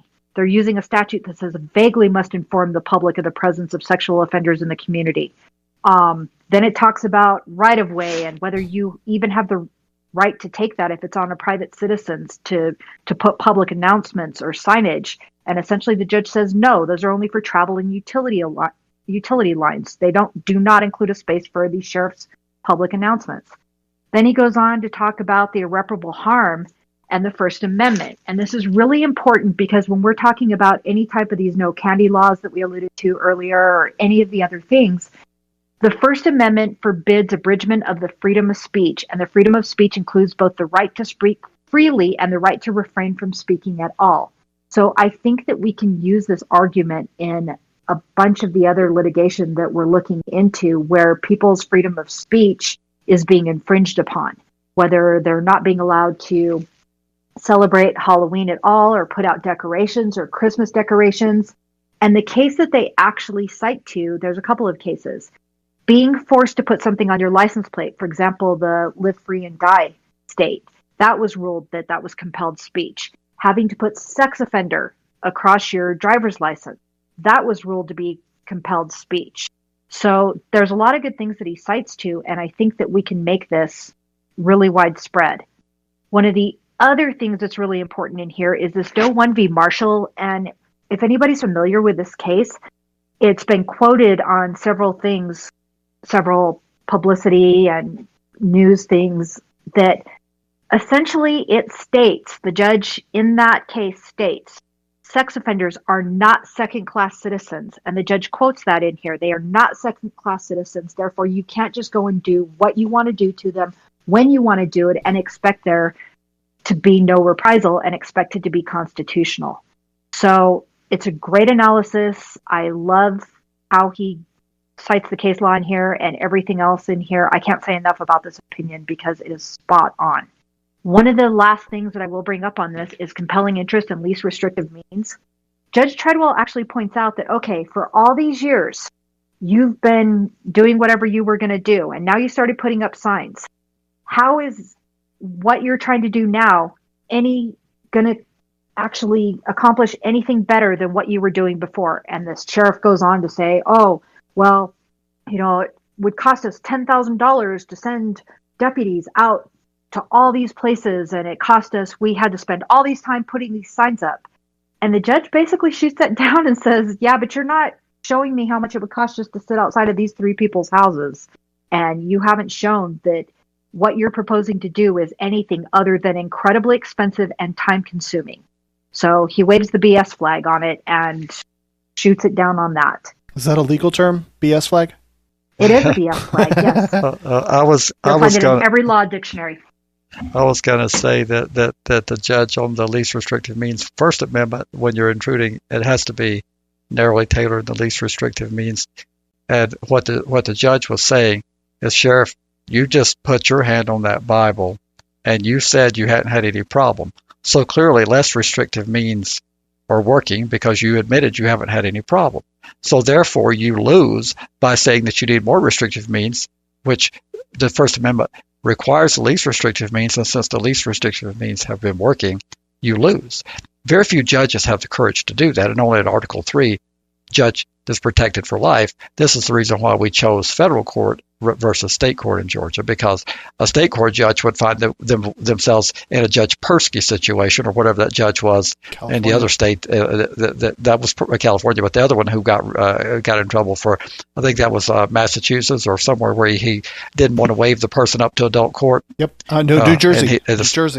New Jersey. Yeah. So we went to federal court where we had the protection of Article 3, because this judge called BS.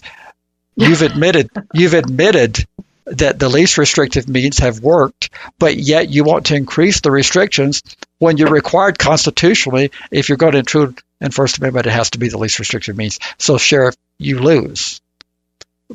But judges generally are afraid to do that, and the reason why they're afraid to do that is not because they don't know right from wrong. It's because of you, the voters, who live in those judicial districts, of what you're going to do to them when you have a Judge Persky moment. That's what they're afraid of, because they actually have kids in college, and they have mortgages, and they have car payments, and they have insurance, and they have all the things going on in their life that you have going on in yours. And that's the reason why they're afraid. Ashley, if I can back up to some of your points, the defense made it a strong point that they never threatened the plaintiffs would be arrested. But when handing them the signs, yeah, and I mean, I could like, if a cop comes to my door and says, "I need you to sign this or else," okay, you didn't say I would be arrested, but you did say "or else." So "or else" to me means I'm going to get tased and beat to death and then, arrested ultimately. But so they only said like, "Hey, you are required to post a sign," and then the sign says, "This is county property." Where would one draw the line? How is it reasonable that the plaintiff said that they felt that they would be arrested? They even stated that they were told that, but then Sheriff Long and the deputy sheriff both said that they never threatened the people that they would be arrested. So I don't think the judge bought that at all, that they weren't threatened to be arrested or that there's any voluntariness. And we did actually see that in the other county lawsuit where they were saying, oh, these signs were purely voluntary. No, that's disingenuous, to use a Larry-ism. It's completely not in the facts, because if I came to your house and said, here, I want you to put this sign out for Halloween, would you like to do it? Your answer would be, go pound sand. So there's nothing that can even be construed just rationally that these were anything other than forced and compelled. And how would you ask someone to put a sign out in front of their house when you leave at 5 a.m? She testified that before, she was out before dark and she came home after dark, and she's just going and putting these signs by the mailboxes. I don't know that she necessarily asked all 57 people if they would mind if the sign was posted. I don't believe they did. I'm just going to say what it is. I don't believe they did. And even the judge alludes to that when he gets down to talking about there might be an instance, where somebody would be willing to put this sign on it. He's not going to rule on that, but he is insinuating that there is nothing voluntary about this. Ashley, could they overcome that? Not on the facts that are already in evidence, but going forward, say that they don't learn their lesson. And law enforcement, I have to break it to you, they always want criminals to learn their lesson. Law enforcement has a horrible time learning their lessons. You can sue them, and you can sue them, and they never seem to learn a thing. They just dig their heels in deeper. But say that of the 157 remaining counties, Ben Hill County announced that they were going to do the same thing. We sent them a cautionary letter, and we're going to survey the offenders there and find out if they in fact did. But if a sheriff wanted to do this and make it voluntary, how would you actually be able to assure it's voluntary? Because when they come with guns and they have a sign and they say, would you like to put this up? Is there any way that can be voluntarily done? So my argument would be no, because even if they got him to sign releases, I'm with you. How do you know it's not under duress? You've got 100 officers out there in SWAT gear stating here, would you like to put this sign up? Oh, that was something that they pointed at you. Yeah, but that's what they even brought up is like, how were you dressed? Were you just dressed in like your casual officer gear where it's just like khakis and a polo? She's like, no, I had my tactical gear on. Maybe she was still wearing the polo, but she still had she had her gun on. She had like her tactical boots on. She was like, I don't know if they have the names for these different categories of dress, but she mentioned that she was not in full sheriff, like, Smokey and the Bear hat kind of thing. I bet that what she said, because this is a standard officer jargon when they testify, I was wearing my uniform, displaying my badge of office, because it is so ingrained in them to testify to that, to establish jurisdiction that they're an officer, that it wouldn't occur to them that this would not be good in this instance. But I don't actually think it would matter. They could have showed up in a polo shirt and camos, and still, you're asking somebody to put a sign that essentially is stating the sheriff has determined that I am dangerous. That's what the court points out, that I am dangerous, and who's to question that? So it's every way from Sunday, it's compelled speech. I have, and I just wanted to bring up that so they did bring up in court that they did make the comparisons to the Alabama driver's license thing, and I think even the judge brought up talking about the license plate thing. Is that Connecticut, live free or die, Larry? Vermont? New Hampshire. New Hampshire. It's New Hampshire. Those little thumbprint size states, they're also very confusing to me. And they did bring, our side brought up a whole bunch of examples of least restrictive means of where they could publish information about who the dangerous people are, as opposed to putting signs out in front of people's yards. Something else that I thought maybe should have been brought up is perhaps the signs being out specifically at the time when the kids are trick-or-treating would be an effective method. But they put them out a day in advance, and just general people driving up and down the highway would then see these signs that have no relationship to the trick-or-treating event. And now they're going to know that these people are quote-unquote dangerous. And that felt like it would go beyond the scope of what they were intending even to begin with. So my argument would be, even if they did put it out for the 3 hours or 4 hours of Halloween, wouldn't have made a difference, because you're still putting it out there. You're still compelling the speech. In fact, they tried to narrow it down and say, but we're only putting it up from a couple days before Halloween to a couple days after. They tried to narrow it down. That time frame, I don't think, made a bit of difference to the court. It was the fact that those signs were there and that they had told people you can't cover them up, you can't put anything out, and you have no way to counteract it. Which, when you get back to the license plate thing, the live free or die, one of the arguments made in that case was that you could put a counteracting bumper sticker. But even then, being compelled to essentially state something that you don't have a belief in is compelled speech, and it violates the First Amendment. They do that here in Georgia. The default license plate says "In God We Trust," and they ask you when you get your license plate if you would like to have something cover it, and then they just put a sticker of your county over it. I'm personally bothered by this. Maybe you should have the default county, and then if you want to display the "In God We Trust" would be the more appropriate method. That's interesting. That hasn't been challenged. You're a pagan, Andy. I'm sorry that may be true. Maybe not a pagan. Yeah. Those were my only points. I happen to agree with you, but this is actually, when we talk about building a body of case law, it confuses a lot of our people. What does this do in terms of helping us build the body of case law that we need? Because I guess it would be a better question is why is we talk about foundations. Why is a body of case law important as we intensify our challenges and as we go after more of these what we believe to be unconstitutional things? So it's interesting, because one of the things when I was reading through here, and I was uber impressed about the body of case law that he cites too, one of the things is, if you were to do a search on some of this just shows the length that he went to do the research. These cases are not what would come up. If I went out and looked for any cases on not having to display signs in Halloween, it wouldn't be the cases that he cited. You would have to know exactly which argument you were using. For example, like undue prejudice would be the Sun America case, or the Doe v. Marshall and the second-class citizens and things like that. So it's really, really important that he actually cites to a bunch of cases that we can use going forward.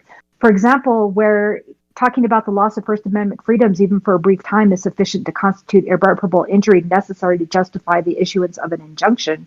The case that he cites in that, it's a federal case, we'll be able to use. I've never heard of that case before. Have you? No, which is what's so great about it. Now we have it here. And that was the judge that gave it to us. We didn't give it to the judge, did we? No, the judge went through and cited to a bunch of cases that we did not cite to in any of our stuff. I mean, he cites Pacific Gas and Electric Company cases and the entire ordinance and stuff on the signs on what you can post. He cited all the ordinances and everything else. So he went above and beyond and really supported what his order said. Some judges will just issue an order and say, this is the way it is because I said so. He didn't do that. He reasoned it out and gave us stuff that we can build on to attack some of the other things, because there are Supreme Court cases, federal court cases, circuit court cases. So I love that he gave us all of this. Well, and he did something even more spectacular. He gave us it's hard to imagine that they're going to find a 3-judge panel at the 11th Circuit. He covered every base that you could possibly argue for an appeal. And of course, they can't undo the injunction for this year, but the appellate court could say the injunction was unfounded, and that it should not have been granted, and then that would preclude us from getting our permanent injunction that goes beyond once this case goes to trial or we settle. But this case, I don't see how. You'd have to have a really bizarre panel that would be able to overturn this because of the thoroughness of his work. Yes, and on top of that, because the presumption is that he made the correct ruling, in order for it to be overturned in the circuit court, the defendants are actually going to have to come up with something showing that there was no basis for his ruling. And like you said, he argued it out and did the research and everything else. So it's going to be very, very difficult to be overturned. And I hope they take that into consideration when they're thinking about filing an appeal. Well, and of course, I always hope that we can conclude cases without having to go up on appeal. But there's almost the challenge there, because Sheriff Long, what you're going to do if you appeal this, and I hope you're listening, what you're going to do is you're going to make this precedent for Georgia, Alabama, and Florida if you take it up to the 11th. And then you're going to have an 11th Circuit opinion that we can wave all over the United States, even though it's not binding. We're going to say we have this persuasive opinion out of the 11th. So if you want to be the one who gives us strong ammunition, I would encourage you to appeal.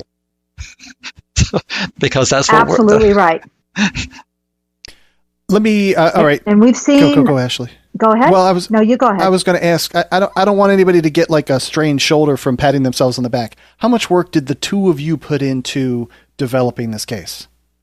I'm thinking you did the mass body of the work. Which you? I'm sorry, Which you? There's two of us. Which you? There's two of us here. Well, I know there's two of you. I was referring to the two of you. You people, I'm referring to. Yeah. Okay, both He's of us. He's referring to you people. Well. I did a small amount of the work. I don't think it'd be the great body, but I did do the search for the legal team. I did do the coordinating between the legal team to the extent that the coordination was as effective as it could have been.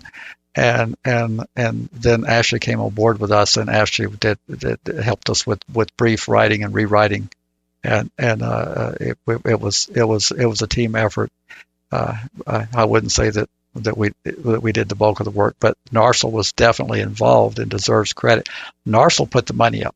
Yeah, and I should have mentioned that up front. I mean, I realize you're the legal team, quote unquote, behind it, but Narsel, you guys led the charge in crafting the funding to get Narsel allowed us to do this, and Narsel put the money up, and thanks to the donor support that Narsel has, we've built here on what seemed like a trivial case at the time. We took criticism, as we always do for anything that we do. People don't understand it. What we've done is we're building the foundation and the body of case law, and Sheriff Long will probably, despite all the advice he's going to get to the contrary, he'll probably try to do the appeal, and he'll probably give us even a stronger hand to play, which, we appreciate that. But Narsel, without Narsel, we wouldn't have got these attorneys. They did not do this on the hope of getting paid later. We did put money into it up front to inspire them. When will that portion of the decision come down as to, I think you told me it's a settlement of sorts? Is that right? If the case were to go to trial, the verdict would be rendered in our favor.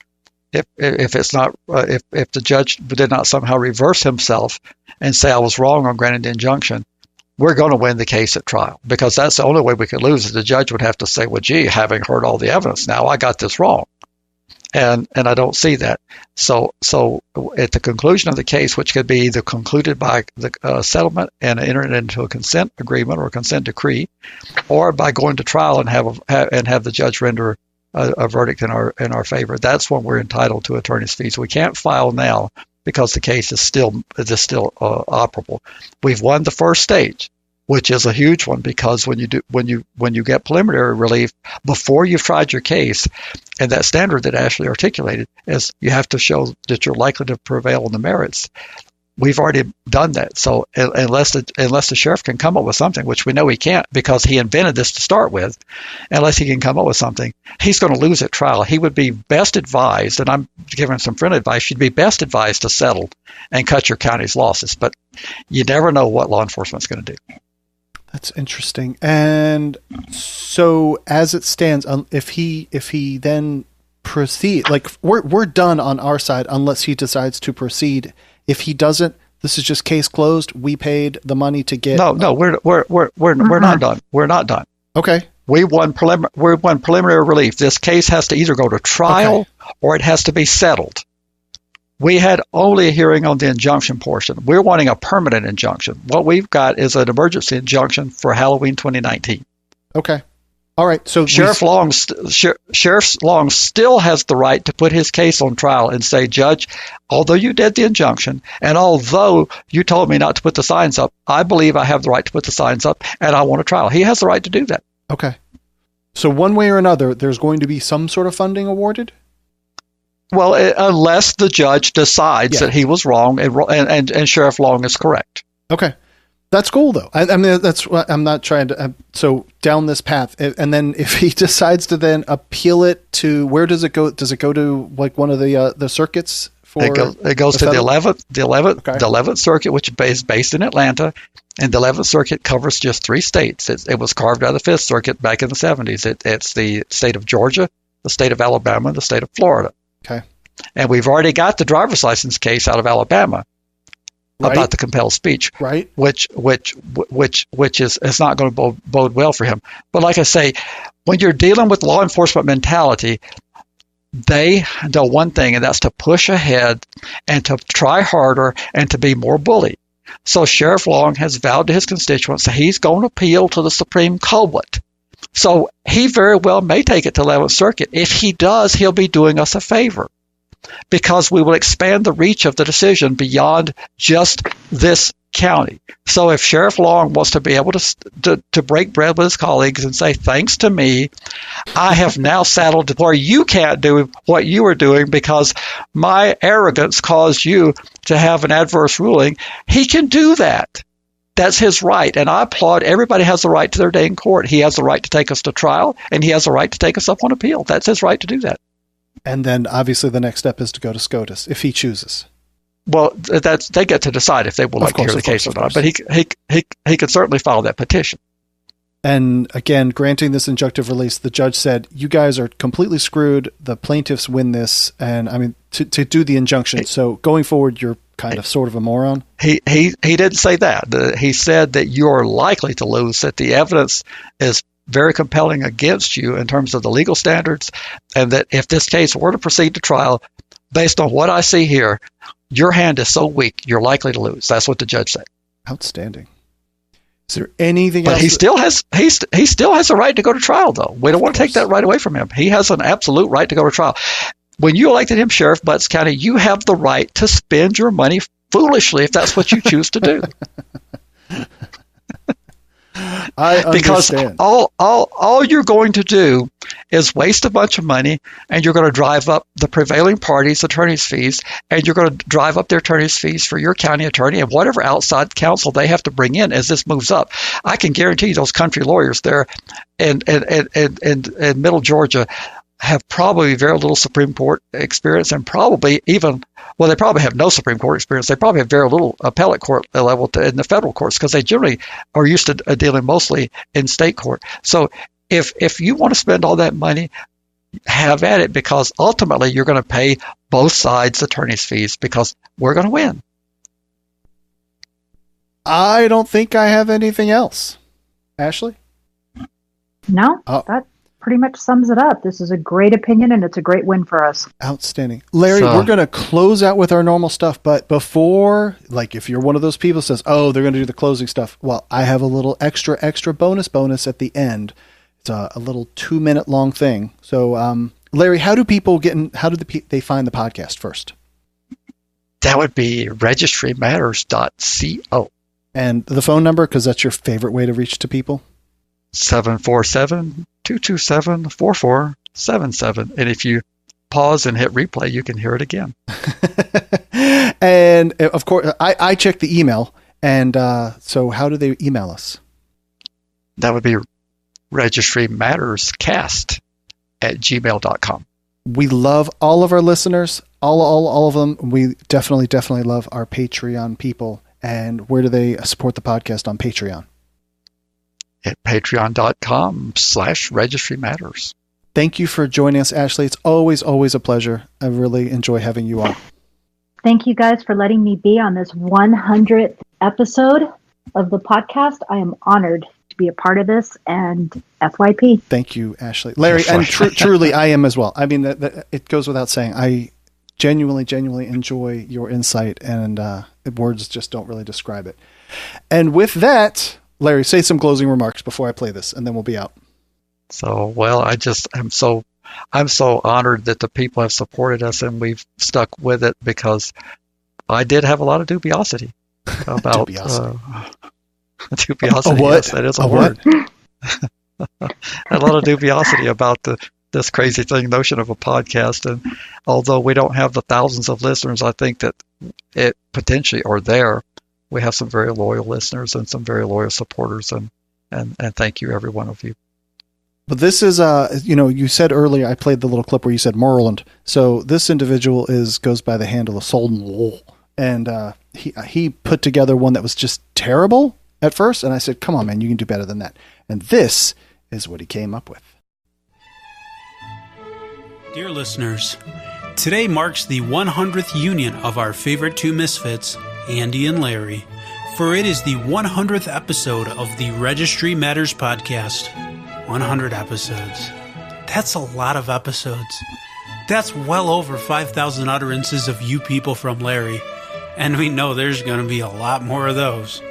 Anyways, in honor of this milestone, I'd like to raise a glass of non-alcoholic beverage, since a lot of us are still on probation. I don't want to leave anyone out. And make a toast to these two troublemakers for daring to inform people of their rights. In a world where registrants are not allowed to have rights, showing us the reality and truth. A light at the end of the tunnel for many registrants trying to know just what the hell is going on. So hold up your glasses, but be careful not to spill it on your podcast listening apparatus. And toast. No. Hey, Ryan, I didn't mean that literally. No, put the toaster away. That's not what we're here for. We're here to... What are you doing, Will? I just told Ryan not to make toast. Damn it, can we please just have a proper celebration?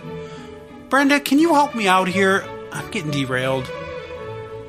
Anyways, it's a celebration for the 100th episode of Larry's podcast, featuring Andy, or something like that. I may have gotten some details mixed up. Wait... I grabbed the wine instead of the grape juice. This explains why the railing is going off the goes. Oh, who is it? It's your probation officer. Oh, shit. Turn around, hands behind your back. No, it's a mistake, I swear. Larry, help me. Larry, what are you doing? Stop resisting. God, ow, stop clubbing me. Larry!